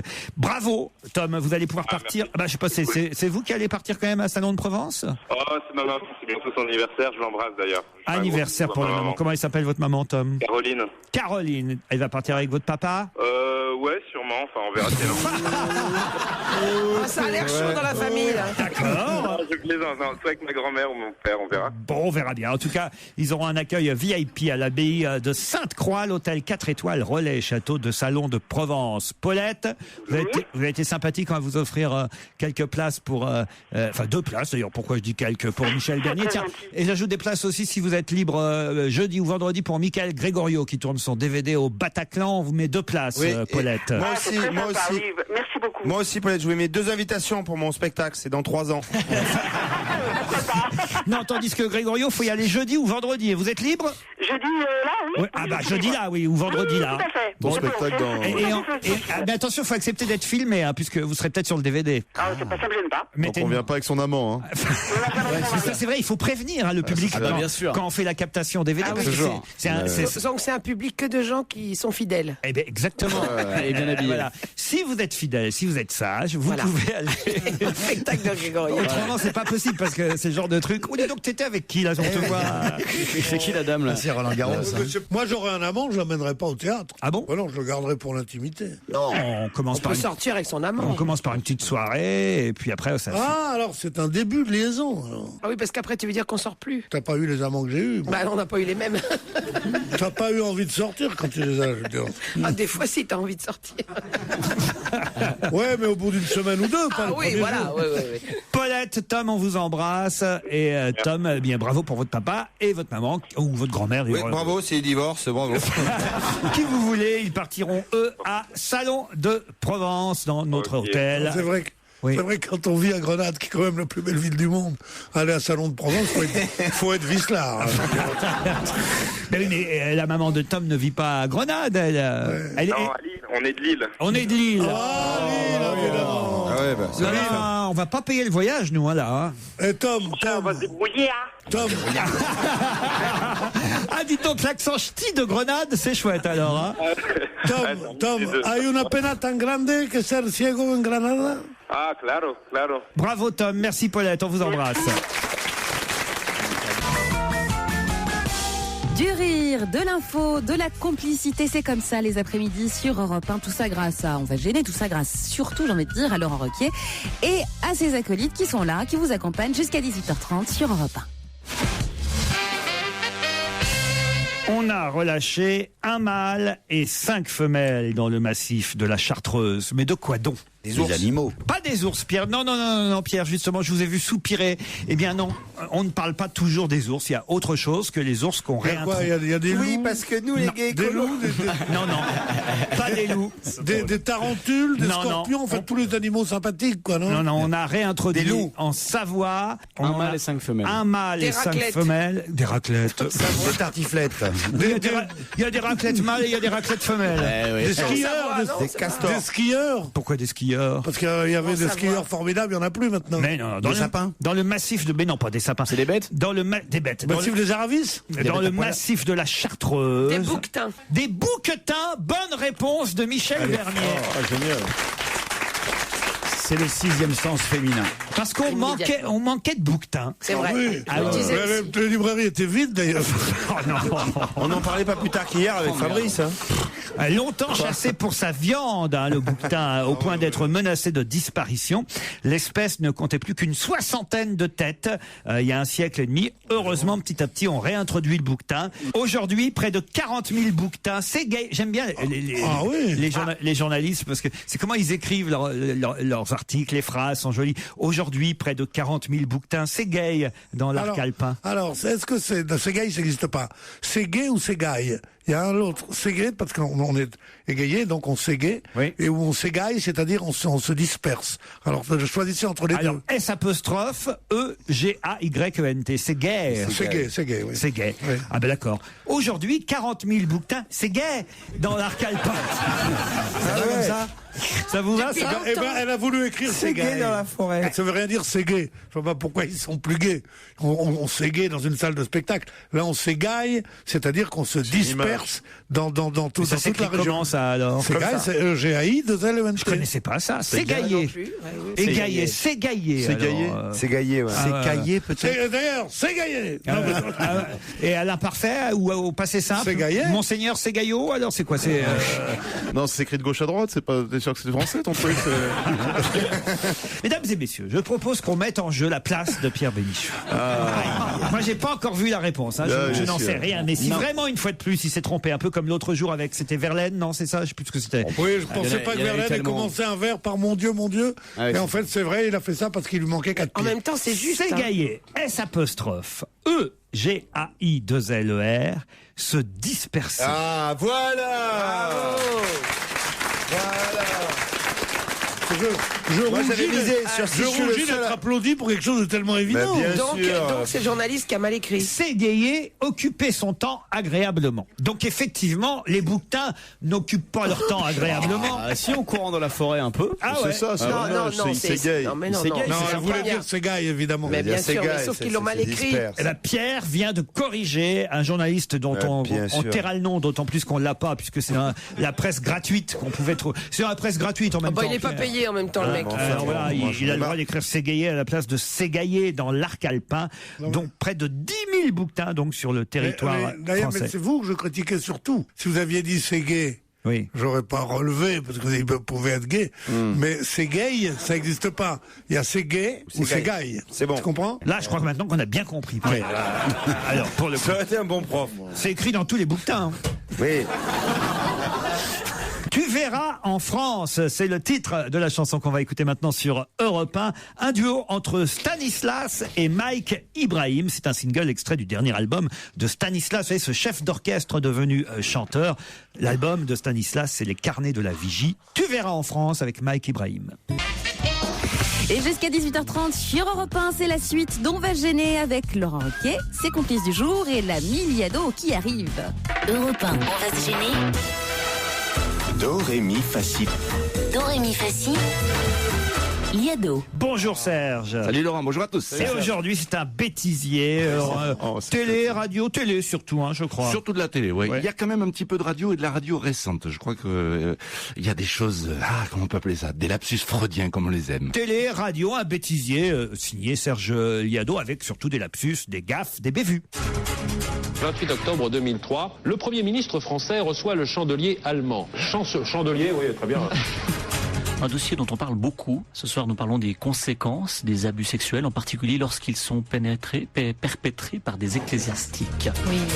Samedi midi, départ de Concorde. Sa mission, emmener une centaine de touristes à Casablanca. 1h40 de viol. Vous allez partir en voyage. Qu'est-ce que vous faites avant ce départ? Je commence par regarder mon niveau d'huile dans la batterie. Oh là. Vous avez du beurre parfois? Du beurre? Non, en fait, on avait une alimentation très très grasse pour pouvoir lutter contre le froid, mais ce n'était pas du beurre, nous avions du pemmican. Puis j'ai jamais été tirée, aujourd'hui je suis contente, voilà. Tirée au jeu. Oui, c'est un truc qui nous est déjà arrivé souvent et bêtement ça nous fait rire chaque fois. Eh bien la rencontre vient juste de commencer, vous entendez les clameurs, et bien Henri Lecomte, donc qui revient pour faire plaisir au pénis de Bercy. Au nouveau film d'Andrei Zulawski avec Sophie Marteau intitulé... Ce mélodrame est réalisé par Ulu Grossbard, aussi profond que l'océan. Bon, excusez-moi, mais vous avouerez que un drame signé Ulu Grossbard. Et les mecs, il faut qu'ils trouvent d'autres noms. Je m'appelle Foung. Alors. Nous n'avons pas très bien compris. Pouvez-vous nous rappeler votre prénom, s'il vous plaît? Oui, Foung. P-H-U. Foun. O-N-G. C'est de quelle origine? Ah, je suis vietnamienne. Monsieur Cocu, ça fait longtemps que vous occupez de vente de bêtes à cornes. Oh oui, depuis ma naissance, plus d'un demi-siècle. On a besoin d'une France forte, où il y a un chômage important. 3 Kawasaki qui ont été adjugés autour de 24 et 26 000 balles. 26 000 francs, pardon. Autant dire que c'était vraiment une affaire. Elle est aux Jeux Olympiques de Disney. Non, de Sydney. Voilà. Pour les légumes, il nous faut des carottes, des navets, poivreaux. Vous avez un tempérament quand même de casse-cou. Vous faites du deltaplane et du parapente. Oui. Est-ce que vous aviez un surnom quand vous étiez ministre? Ah, ils n'ont jamais osé me l'avouer. Ah bon? Vous allez les trahir? Non, justement, je me demandais, mais je me disais qu'avec une ministre aussi casse-cou, avec une ministre aussi casse-cou. Pour Dominique Voynet. C'est une journaliste de France 3 qui dit à Dominique Voynet qu'elle est casse-couille au lieu de casse-cou. C'était rigolo, Serge. Merci, bon travail. Non, franchement, bonne pêche, comme dirait l'autre. La journaliste, c'était Isabelle Giordano. Ouais. À demain, même heure. Merci, Serge.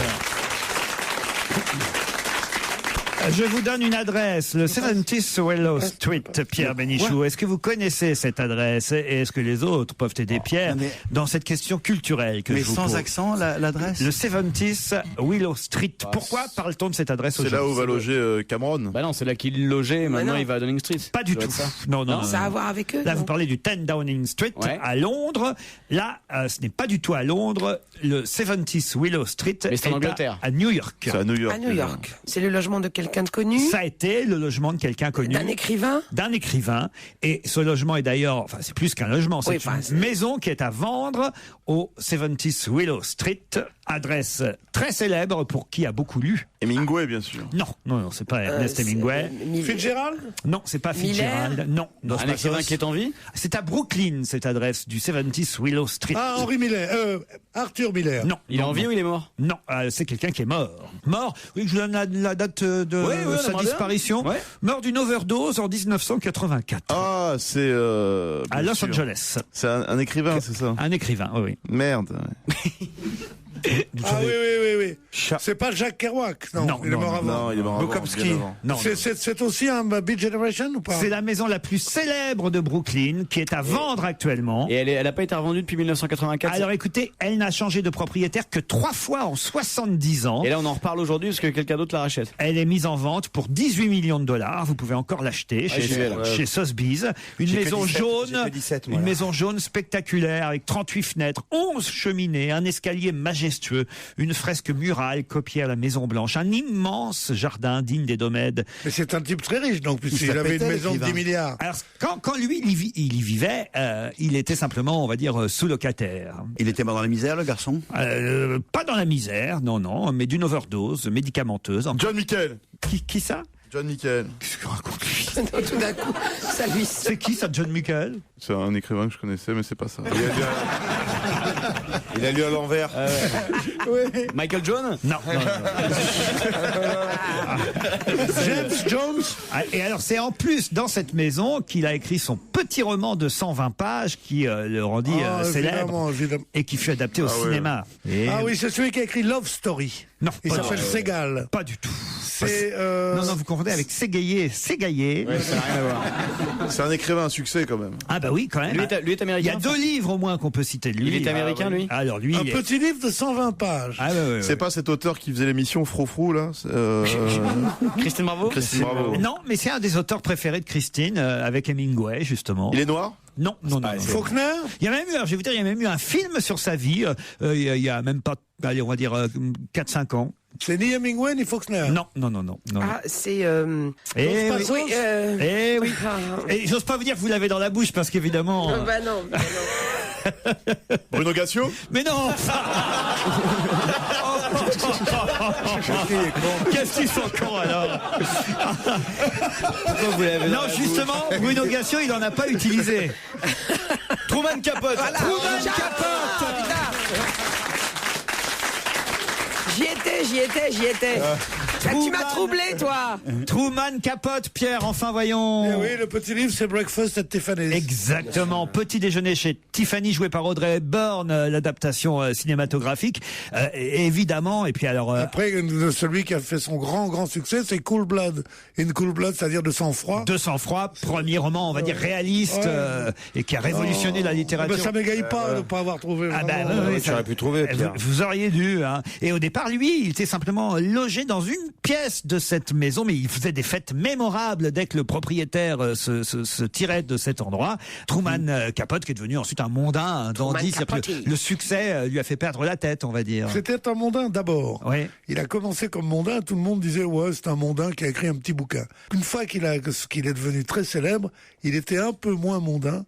Et il a fait son grand livre, qui était un travail énorme, qui était cette enquête, sa première non-fiction novel, ça veut dire un roman qui n'est pas de la fiction, c'est-à-dire un roman, mais à propos d'une réalité, sur ce triple meurtre qu'il avait eu en Alabama, ou je sais pas où. De sang-froid, In Cold Blood, comme vous l'avez très bien dit en version originale, cher Pierre. In Cold Blood, pas Cold Blood.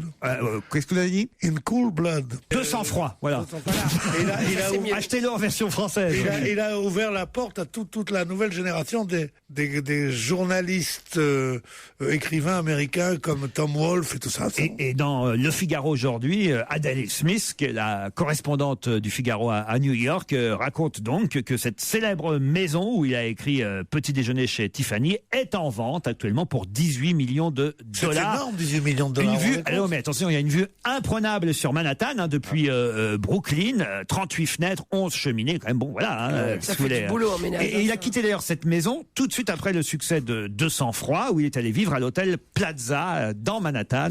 Et là, c'est là où, évidemment, la débauche a commencé, Pierre. Hein. Est-ce qu'on raconte bien la vie? Un peu de culture dans cette émission de temps en temps. Fait pas de mal, vous voyez. Non, je crois qu'il était dans la débauche toute sa vie et qu'au contraire, au plus il est devenu riche et célèbre, moins il a été débauché. C'était un des premiers à faire son coming out et à s'avouer homosexuel. Il disait, je suis homosexuel et très laid.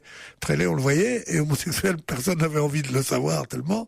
Et c'était un type extraordinairement sophistiqué. Il a inventé toute la sophistication des années Jackie Kennedy et tout ça, voilà. Et en tout cas, vous pourrez désormais retenir cette adresse, 70 Willow Street, à Brooklyn, l'adresse de Truman Capote. On se retrouve avec d'autres questions dans un instant.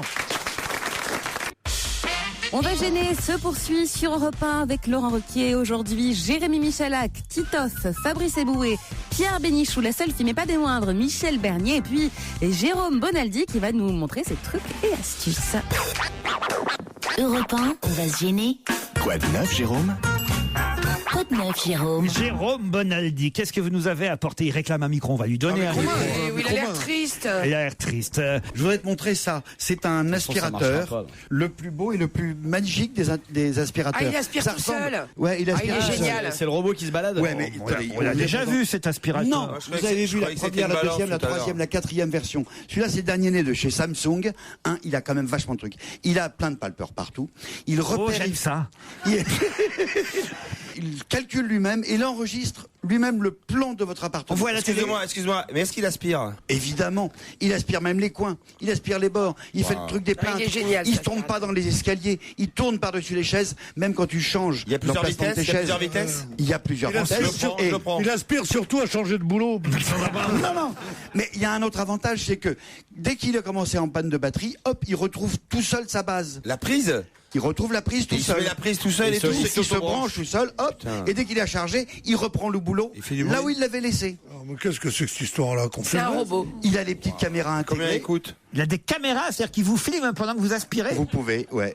Il n'est pas encore sur Wi-Fi, mais Il n'y a ça pas peut encore la servir. télé, l'aspirateur avec la télé. Il ça bouge, serait il génial. regarde, il est quand même vraiment bien. Parce que non seulement il aspire, mais il a des petites brossettes sur le côté. il attaque Tu sais, comme un balai. Oh, il se dirige vers Daniel, qui a quand même 90 ans et des poussières. Mais il reconnaît Tu l'odeur. peux le programmer quand t'es pas là. En gros, tu t'en vas.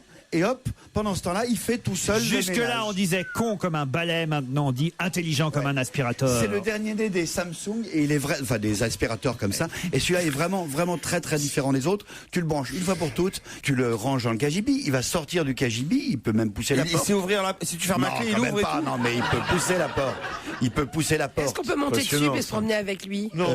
Ça fait peur aux chiens, c'est assez rigolo. Mais si tu marches dessus comme il est très solide. Ça fait peur aux chiens? Bah mais oui. les chiens, ils aiment pas avoir Si vous laissez votre chien tout seul. Remarquez, moi, mon chien, il fait aspirateur, pour tout dire. Ah ouais? Ah bah oui, il mange toutes les miettes qui tombent par terre et tout ça. Donc, pas besoin d'aspirateur. Mais il récupère pas lui-même ses poils. Oui, quand mais même. sauf que ça aspire alors. Ça, c'est vrai. Il faudrait de le sortir. Ah oui. Non, mais il aspire. Moi, Didi qui filme pendant qu'on aspire, moi je préférais un appareil qui m'aspire pendant que je filme.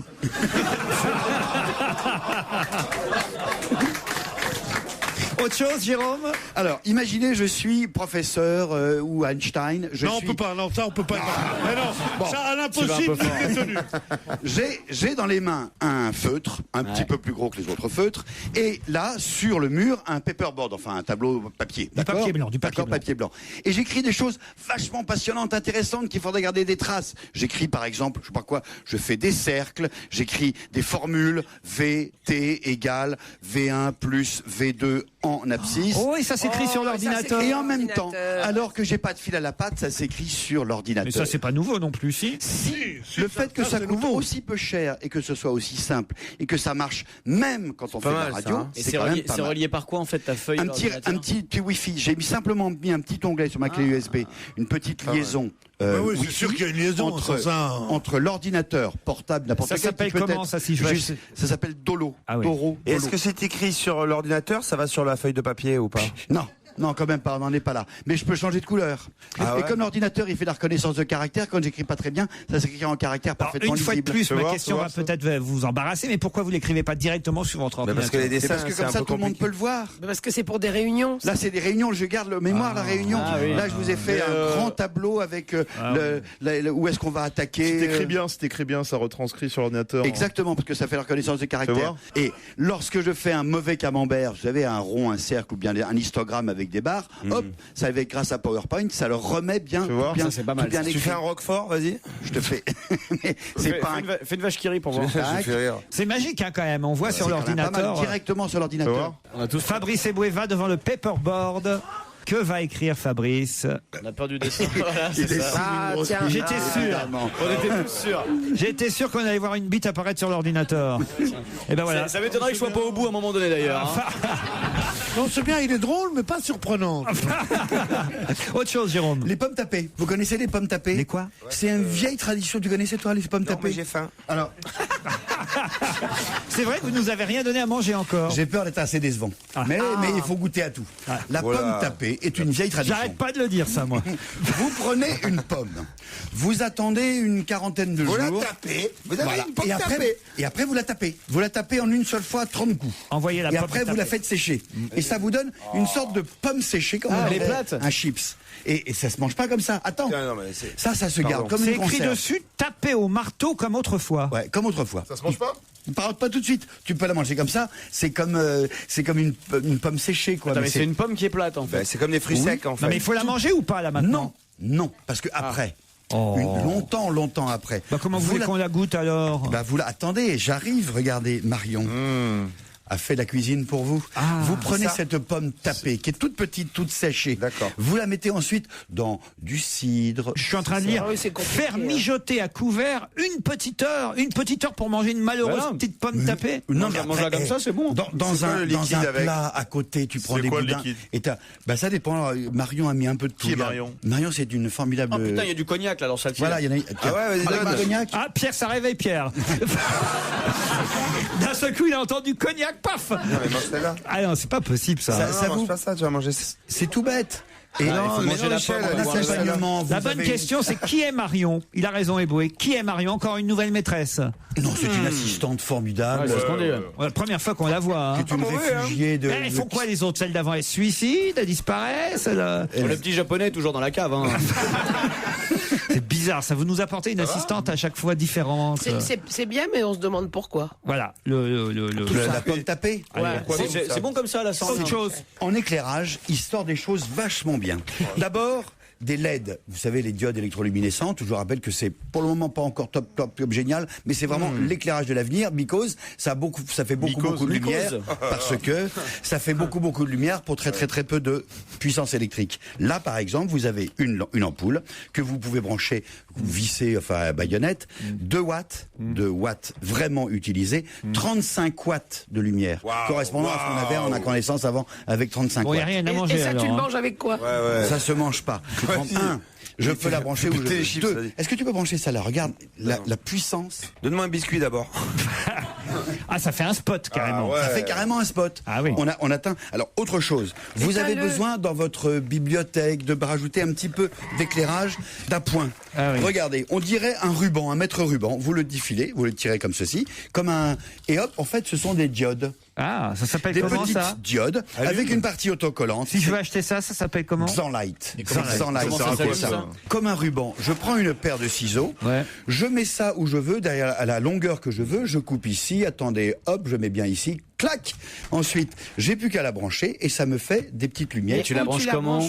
Je la branche comment? Avec les petits interrupteurs qui sont mis ici que je branche. Le truc est tout petit, l'interrupteur il est énorme. Normalement, j'ai une prise électrique, mais là, en 95, le groupe de pop allemand chantait Lemon Tree. Fool's Garden. Fool's Garden, vous l'avez reconnu, c'est sur Europe 1. Comme promis sur Europe 1, c'est la suite d'On va gêner avec Laurent Ruquier. Et quand on parle cinéma, on appelle Pampan. Europe 1, on va se gêner. Ciné. Motro. Pampan. Peut-être est-elle déjà en train de se faire bronzer sur la Croisette. Qui sait? Bonjour Monique Pantel. Bonjour, j'ai froid, je me gèle, il n'y a pas d'eau chez moi. Aïe, aïe, aïe. Vous sentez pas l'odeur? Ah, d'ici oui. Oui. Ah oui. On va t'envoyer l'aspirateur. Ça sent la pomme tapée. C'est exactement ça. Pas de peau pour le plus grand festival du monde. Eh oui. Les plages de Cannes sont toutes mouscouillées après la tempête. Le film qui fait l'ouverture ce soir et qui sort aujourd'hui partout est Mon du genou. C'est un film repas, Robin des Bois. Mais je sais, oui. En plus, je viens pas cette année. Aïe. En revanche, il y a plein de polémiques. Bon, alors, Robin des Bois, d'abord, vous l'avez vu avant les autres. Ah ben évidemment. Racontez-nous. C'est avec Russell Crowe, vous savez, Kate Blanchett, Léa Seydoux, Mike Fontido. C'est beau, mais c'est long. Très long. Trop long. En 1299, j'étais même pas né, l'écuyer Richard Loncrin rentre d'Angleterre après la mort de son roi Richard Cœur de Lion. Du coup, il se fait appeler Robin des Bois. C'est Russell Crowe, toujours sexy mais bien grassouillé. Ah, quand même, un Robin des Bois grassouillé alors. Ah oui. Il est sexy, vraiment sexy. Mais bon, il est gras. Il a une manie, il tire des flèches sans arrêt. Eh ben, c'est normal, c'est Robin des Bois. C'est son boulot. Et il ramène à son père, Max von Sydow, que j'adore toujours, l'épée de son fils mort au combat. Du coup, le papa malin, qui prévoit le pire, demande à Robin de prendre la place de son fils, y compris dans le lit de sa bru, la sublime Kate Blanchett. Bon, c'est pas si mal quand même, hein. Non, c'est plutôt rigolo, si j'avais voulu le faire vraiment rigolo. Entre deux coups de flèche, le petit Richard sauve le royaume d'Angleterre des ignobles Français qui veulent les envahir. Ils sont français. c'est des salauds, les Français, dans le film. Dans le film. Mais il y a même le débarquement, exactement comme en 1944. Vous pensez que ça va être bien accueilli ce soir à Cannes? Je me le demande. Ah. Mais c'est gonflé. Moi, j'aime assez plutôt parce que c'est marrant, c'est gonflé. C'est hors compétition, de toute façon. Oui, ils ont été prudents. Alors, il y a un film plutôt marrant, apparemment, qui sort cette semaine. C'est Crazy Night avec Steve Carell, qui devient le spécialiste du genre. Ah, moi, j'adore ça. Ah oui? Ah, mais j'adore. Phil et Claire, ils en ont marre de la routine de leur vie. Ils décident carrément d'aller dîner dans un des restos les plus branchés de New York. Et à la queue, à l'entrée, ils n'ont pas réservé. Alors, sur un coup d'audace, ils se font passer pour les Triple Horn, qui ont réservé eux. Et les petits Carell, là, sont ravis, mais pas longtemps. Parce qu'en fait, les Triple Horn sont menacés par des gangsters qui veulent leur faire la peau. Bref, Steve Carell et Tina Fey, qui jouent, sont irrésistibles en fuyards. Ils font des pieds des mêmes bien plus, c'est un peu salace par moment. Pour échapper aux tueurs, c'est très délirant, marrant et même un peu vulgaire. C'est aussi avec Mark Wahlberg et Mark Ruffalo. Donc, il y a un joli casting quand même. Mais c'est très mignon, je trouve que c'est très mignon. Crazy Night. Et puis alors, un opéra est sorti aujourd'hui dans les salles de cinéma, Don Giovanni. Mais je crois qu'il n'y a pas, je l'ai pas vu. Je voulais le voir. Et puis mes voisines qui l'ont vu en DVD ont mis 2 et 3 étoiles et demie. J'ai trouvé que c'était beaucoup. Hein. Et il y a un critique. C'est-à-dire que c'est un quartier que de chroniqueurs de cinéma? Vous êtes C'est une maison. C'est vrai, c'est bizarre ça, ce que vous me dites là. Mais j'ai pas eu envie parce que c'est. Bon, j'aime Mozart, alors je me suis dit quand même. Un critique a écrit qu'il a mis moins 1 étoile et il a dit manque de moyens d'inspiration. Alors moi, j'y suis pas allé. Je vous dis ça pour dire quelque chose, hein, parce que j'ai pas assez de films ce mois-ci là. Alors attendez, évidemment, il n'y a pas beaucoup de films qui sortent dans les salles au niveau national parce que les films sont à Cannes, évidemment. Et hélas, c'est toujours le même problème. Les films qu'on présente à Cannes, hormis le film, évidemment, de la cérémonie d'ouverture Robin des Bois, les films qu'on présente là-bas ne sortent pas forcément en même temps. Et non, c'est con. Je trouve ça complètement con. L'éternel problème. Il faut parfois attendre novembre, décembre pour voir un film. Oui, même quelquefois, il y en a qui sortent pas. Hein, parfois aussi. Oui, évidemment. Freddy, vous l'avez vu, Freddy, les griffes de la nuit? J'aurais voulu le voir, on me l'a pas montré. Ça, j'aurais voulu. C'est tout ce que j'aime, moi. On devrait se faire une soirée à tous. Ça fait peur. Oui, justement. À hurler, c'est bon de crier. On se met dans un appart. Vous aimez ça, vous aussi, Titoff? Moi, si à Joujou, je viens d'abord. Non, moi, je vais pas, moi. Pierre, vous connaissez Freddy, les griffes de la nuit? Ah oui, c'est un beau film. Ah oui. Et donc, j'ai vu un très bon film pour la semaine prochaine. C'est rigolo. C'est super. On a tous applaudi, on n'était pas nombreux parce que les gens se méfiaient. On a tous applaudi tellement on était contents. Le plan B? Non, non, vous le saurez la semaine prochaine. Oh non. Un film amusant qui sort la semaine prochaine. C'est un film musical. C'est quoi? C'est ce que c'est? Écoutez, Amélie au pays des Baudins? Non. La fête des voisins? Non. Street Dance? Ah, voilà. Voilà. Et bien voilà. Ça, ce sera bien, ça? C'est bien, j'ai adoré. Alors on garde quelques économies pour aller au cinéma la semaine prochaine. Ah oui, vous pouvez parce que c'est vraiment bien. Et vous n'avez pas vu le film avec Claudia Cardinal, Le Fil? J'ai pas bien Vous n'avez pas fait votre travail cette semaine, Monique Pantel? Pas foutu. Mais non, pas cette semaine, Le Fil. Ah si, Le Fil, c'est sorti aujourd'hui, là, cet après-midi. Un film avec Claudia Cardinal et Salim Keshiouch.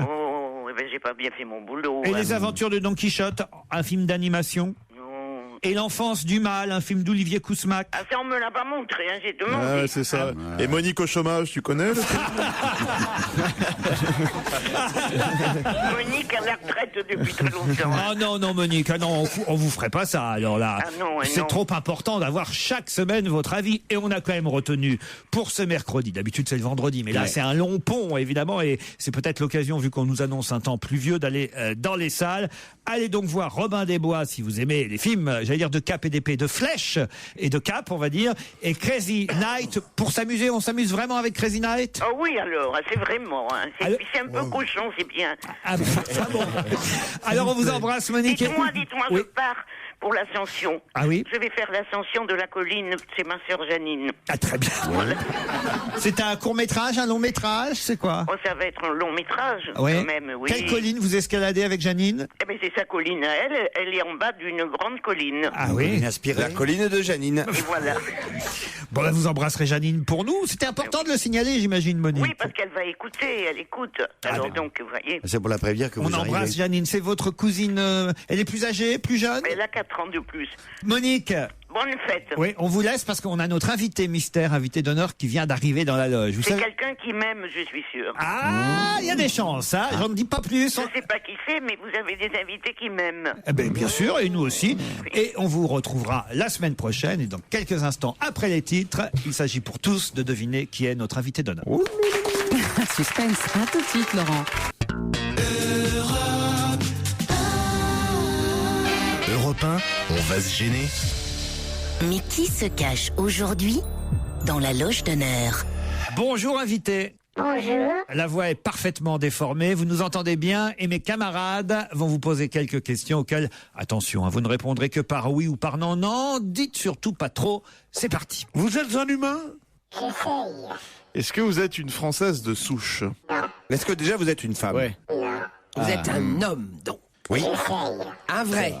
Un vrai, un costaud, un balèze. Je dirais 1m80, caucasien, les cheveux bruns. Caucasien. Ah, il y a quelque chose de tout ça, oui. Ouais. Les cheveux bruns avec des cheveux encore beaucoup, hein. Oui. Il y a un mec qui vient d'entrer dans le studio, mais je ne pense pas que ça soit l'invité d'honneur. Il y a Pierre qui disait ah, ça fait plaisir de te voir. Comment tu vas? On s'est connus, non, à une époque. Est-ce que vous faites... est-ce que vous êtes acteur? Pardon? Est-ce que vous êtes acteur? Merci Laurent Ruquier. J'essaye. Vous essayez, vous y arrivez Essayez un tout, peu. alors. On vous voit essentiellement au cinéma? Non. Au théâtre. Au théâtre, mais on vous a vu aussi au cinéma et on vous voit parfois au cinéma. Et à la télé aussi? Dans les séries? Moi. Est-ce que vous avez connu, est-ce que vous avez travaillé pendant à l'époque des films en noir et blanc, par exemple? Évidemment, oui. Ah, ça c'est une bonne question de notre ami Titoff. Ah oui, oui, puisqu'on peut pas demander. C'est une vraie réponse, vous avez tourné des films en noir et blanc? Oui. J'ai un petit indice, vous voulez? Oui. Allez, je vous choisis.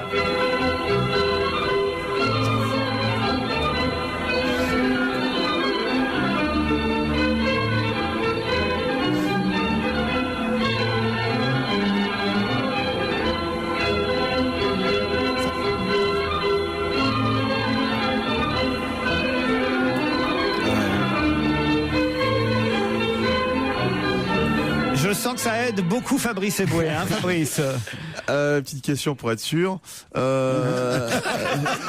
C'est juste pour confirmer. Avez-vous eu la chance ou l'honneur de tourner avec Paul Prébois? Oui. Ouais. Ça alors, je sais pas dans quel film, il nous le dira tout à l'heure.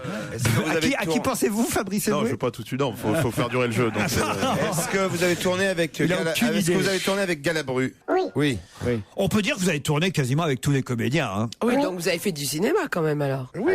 Ouais, mais est-ce que vous avez fait un film précisément avec Max Pécasse?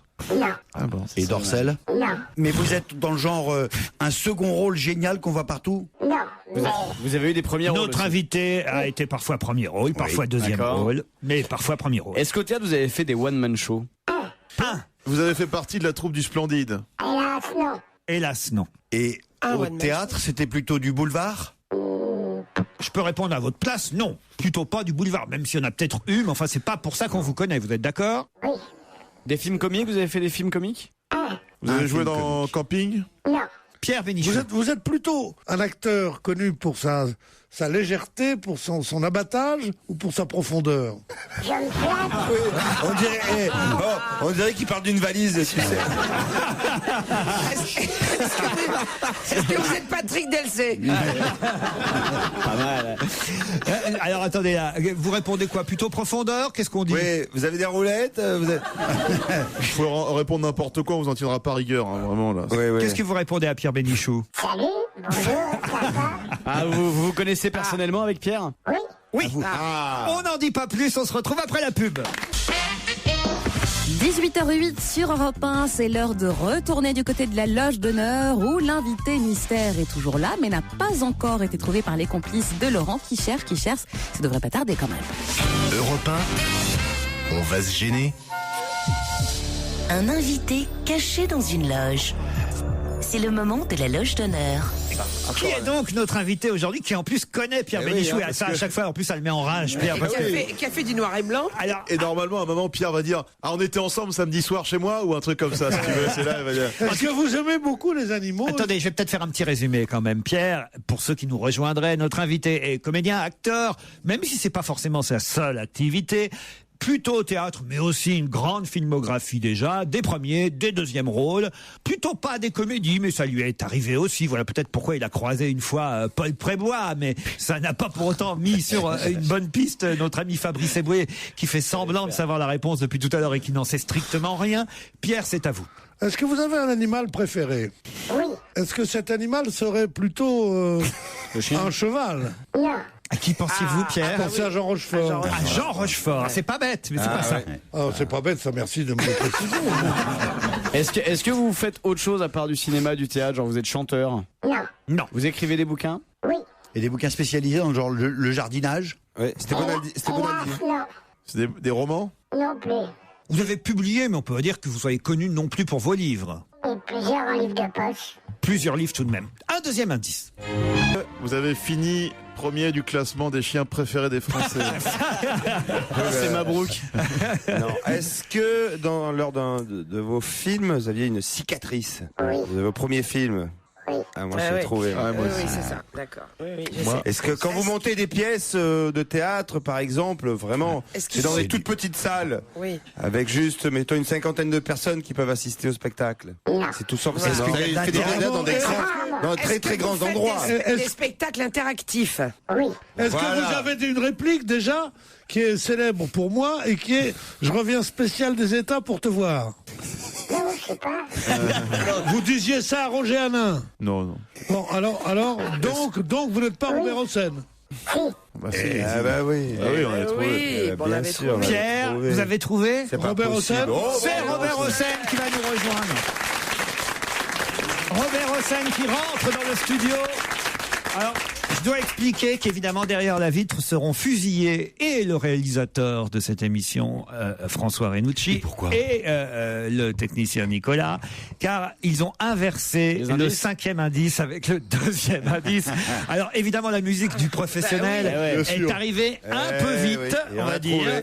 Et évidemment, voilà pourquoi vous avez été si rapidement mis sur la piste, parce que cette musique-là et ce film-là, évidemment, tout le monde s'en souvient, Robert. Le professionnel. Eh oui, c'était trop facile, beaucoup trop facile. Vous n'avez jamais pas de cicatrice dans le professionnel. Ah non. Mais c'est pour vérifier, évidemment, que Titoff a demandé si vous aviez eu une cicatrice. C'est d'Angélique, évidemment. Évidemment. Et d'ailleurs, pour Angélique, on avait l'indice numéro 4.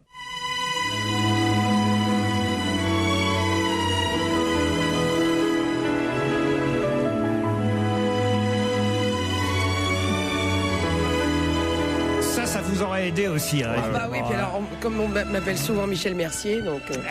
C'est vrai, on vous appelle Michel Mercier? Tout le temps, c'est à cause du nom, c'est pas à cause du physique. J'avais aussi comme indice, je n'ai pas eu le temps de vous le diffuser, évidemment, avec cette malencontreuse erreur, l'indice numéro 3. Bénur. Ça vous aurait mis sur la piste, Bénur? Bénur, oui. Ah ouais. Ah oui? Oh oui. Ouais, bah oui. Ah, Dis ça maintenant. Oui, bien sûr. C'est un classique. Hein. Alors l'indice numéro 2, en revanche, là, peut-être c'était moins évident, je n'ai pas eu le temps de vous le passer. Hein. Ouais. Pierre? Moi, je suis nul pour la musique. Robert Hossein, ça vous dit quelque chose, cette musique? Non, vous savez que je suis presque centenaire, donc Si, oui. ça doit être ancien. Ça, c'est la musique du repos du guerrier. Voilà. Ah, oui, Brigitte Bardot. Avec Brigitte Bardot, la scène des ruines, où vous la retrouvez, et vous lui dites que vous l'aimez, évidemment. Oh là là là là, Robert. Et alors, le premier indice musical, là... C'était quoi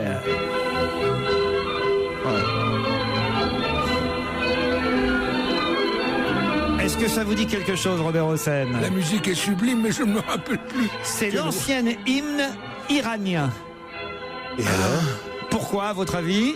Mon père est né à Samarcande. Samarcande appartenait à la Perse, donc l'Iran. Un jour, les Russes et les Tsars ont envahi toute la région et ont pris cette région en déclarant que tous ceux qui s'appelaient Hossein devaient quitter la Russie ou changer de nom. Et je me suis appelé, jusqu'à ma majorité, mais encore si on fouille dans le Hossenov. Et j'ai enlevé le off à ma majorité, et je suis redevenu Robert Hossein. Ce qui ne m'empêche pas de parler russe comme le français. Robert Hossenov est notre invité jusqu'à 18h30. Il faut dire que c'est pas seulement un comédien, mais c'est le metteur en scène off que nous recevons, entre autres, pour l'affaire Dominici, qui se joue au théâtre de Paris actuellement. C'est vous qui allez juger Dominici grâce à Robert Hossein. On en parle dans un instant après la pub. Merci.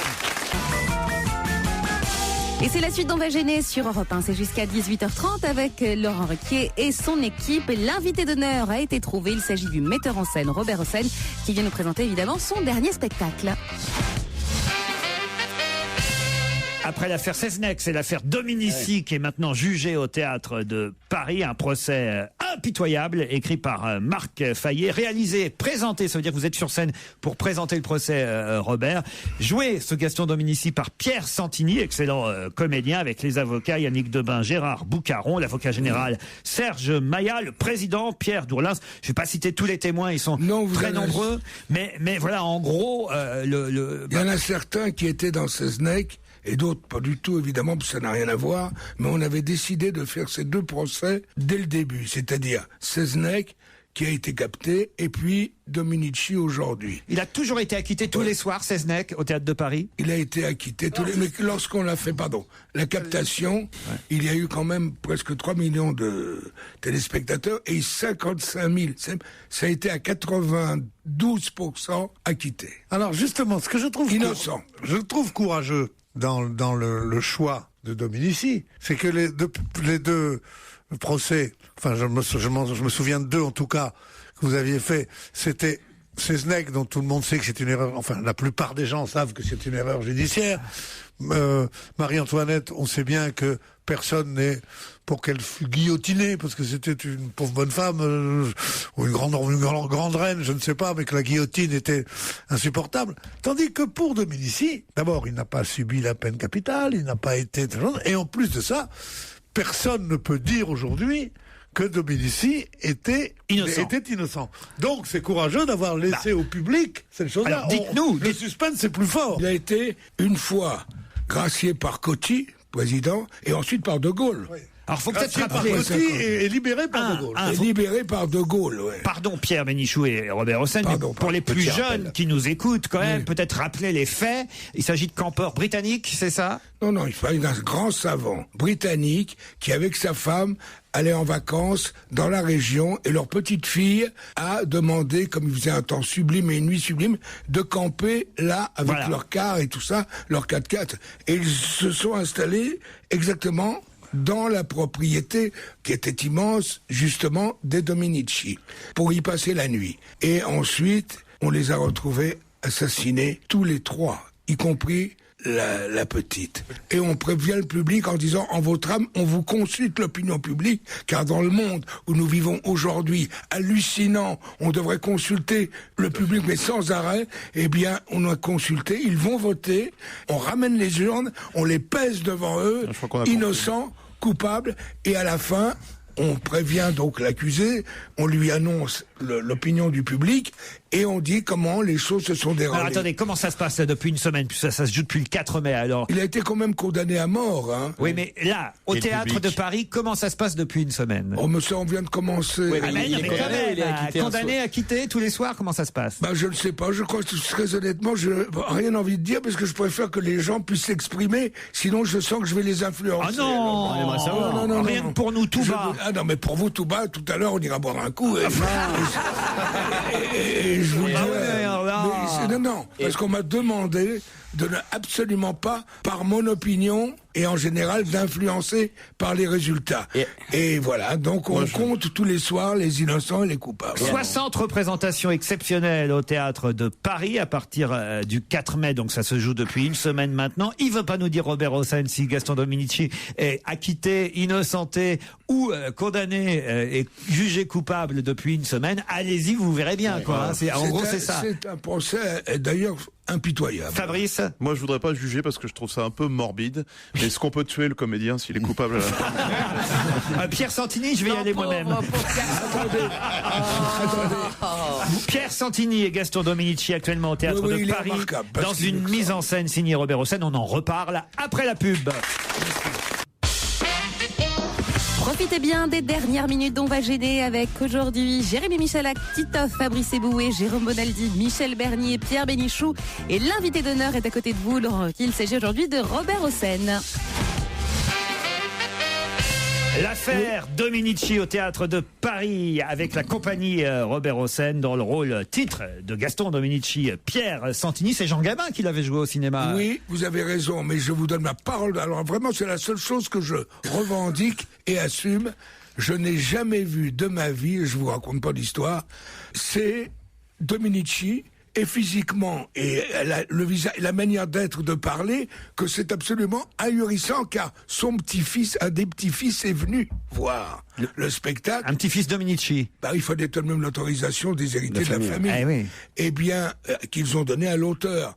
Eh bien, je vais vous dire une chose, quand ils l'ont vu, il était complètement bouleversé, parce que mais j'ai l'impression de voir mon grand-père. Gaston Dominici, mon grand-père. Et les enfants des victimes sont venus ou pas? Quelle horreur! Écoutez, oui, les Anglais. La chose s'est passée en 55. Est-ce que vous savez qu'on a raconté que c'était peut-être une histoire d'espionnage? Exact. Hein, c'est vrai. Et que ce grand savant qui avait inventé des choses pour sauver des millions de gens pour les vitamines, etc., était sœur, etc., a été adulé et tout. Et en effet, on dit qu'il avait peut-être été descendu par les services secrets soviétiques. Et alors, après l'affaire Seznec et l'affaire Dominici, est-ce que vous pouvez nous parler de l'affaire Paul Prébois? On l'a laissé passer celle-ci. Ah oui, c'est vrai, alors, dans quoi c'était le film avec Paul Prébois? Écoutez, je vais sûrement dire une sottise, mais avec Prébois, j'ai l'impression que c'était peut-être dans Les Misérables, que j'ai fait avec Lino Ventura et Michel Bouquet. Et Prébois, magnifique comédien, et... Pourquoi vous riez? Je sais bien. Qui rigole. C'est toujours marrant les acteurs. Hein. Pourquoi? Prébois, immense comédien. On a l'impression qu'il parle de Mounet Sully, tu sais. Évidemment, sous l'aile de Prébois, nous avons fait. Ah oui, c'était un bon comédien, Prébois. Tellement les gens dans la merde aujourd'hui. Vous pouvez pas faire un pas sans qu'on entend le oui mais, etc. On vit dans un moment. Surtout là, c'est le pont du oui mais. La moindre des choses, c'est quand même.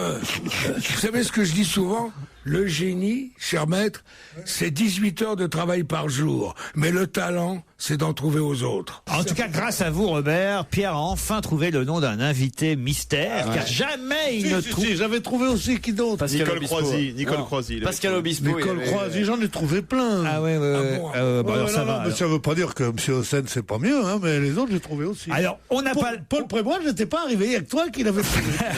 On n'a pas le droit de dire, évidemment, ce qui se passe depuis une semaine au Théâtre de Paris. Nous, Robert nous a dit, la seule chose qu'on puisse dire, c'est que c'est pas tout à fait comme pour Seznec. Hein. Non. Voilà, on peut dire ça. Il y a plus de surprises. Non. Et puis alors, c'est beaucoup plus, je m'excuse de le dire, c'est un procès d'une énorme violence. Vous faisiez appel vous-même tout à l'heure à ses fils, à lui. Vous faisiez allusion, c'est quand même un procès. C'est un clan, hein. Et vous avez au cours d'assises un clan, femmes et hommes. Et qui joue la sardine? La sardine, c'est sa femme. Oui. Celle qu'on appelle la sardine. Extraordinaire aussi, la comédienne qui vient pour, évidemment, le défendre et le soutenir. Là, au Théâtre de Paris, c'est une nouvelle affaire montée par Robert Hossein. L'affaire Ribéry, vous pensez là? Je peux dire un mot là-dessus? Oui. Eh ben, je vais vous dire une chose. D'abord, je ne me permettrai absolument pas de faire des allusions, que j'ai beaucoup, personnellement, d'admiration pour lui en tant que footballeur. Et puisqu'on a le droit de parler ici, et je pense que je suis fou de joie d'apprendre qu'il fera partie de l'équipe du championnat du monde. Et que, etc., il a dû être dans une situation hallucinante. Mais je vais vous dire une chose, aujourd'hui, on voit des choses. Je peux le dire devant tout le monde, j'ai pas honte. Moi, je suis absolument halluciné du sort que l'on fait. Je croyais que vous alliez dire, moi aussi, je suis allé au pute. Moi aussi, je m'attendais à ça. Mais j'y suis, pourquoi? Qui dit que j'y suis allé? Pourquoi? En quoi? Pourquoi? Et Zaya, et dites que c'est Pierre qui vous a contraint d'y aller. Zaya, monté par Robert Hossein. Attendez, j'ai bien joué la putain respectueuse de Sartre pendant très longtemps. Non. L'affaire Domenech ici, au Théâtre de Paris. On peut pas dire un petit mot sur un homme que j'estime. Je vous en prie, Robert. Qui a eu une enfance tragique et qui a été un metteur en scène admirable par ses films et qui en ce moment est humilié. Il s'appelle Polanski. Et je voulais vous le dire parce qu'on n'est pas les seuls. Une nouvelle pétition qui circule lancée par... on en a fait toujours parler depuis le début, car je trouve que après la jeunesse, la vie, ce qui lui est arrivé au cours de la vie, après fait des films sublimes comme Le Pianiste surtout, et tout. Vous allez finir ministre de la Justice, Robert Hossein. Surtout qu'il n'est pas dans la liste des 30, il n'est pas sélectionné par Domenech. Non, mais en Suisse, dans son chalet enfermé, alors que... Non. Vous avez raison, Robert. Moi aussi, je suis allé au puits. Merde, putain, voilà. Moi, j'y suis jamais. Moi, je vais vous dire. À nous aussi. Et moi, je vais vous dire, j'y suis jamais allé, mais vous m'avez donné envie d'y aller. Moi, j'ai jamais été, mais je pense que je serai jamais. Et le seul qui se confesse pas, c'est Bonaldi, parce que tout le monde le sait. Et j'ai beaucoup de respect pour ces femmes. Bon, allez, on y va tous ensemble. Allez, c'est parti, on tous en plus. Moi, d'ailleurs, je n'y vais que par respect. L'affaire Dominici au théâtre de Paris, montée par Robert Hossein. Il est sur scène, Robert, pour présenter le procès. Gaston Dominici est joué par Pierre Santini. C'est tous les soirs au théâtre de Paris à 20h30, le samedi à 16h30, le dimanche à 15h30. Merci Robert. Merci à vous. À demain 16h. Sur Europe 1, bien entendu, demain ce sera le meilleur d'On va se gêner. Soyez au rendez-vous.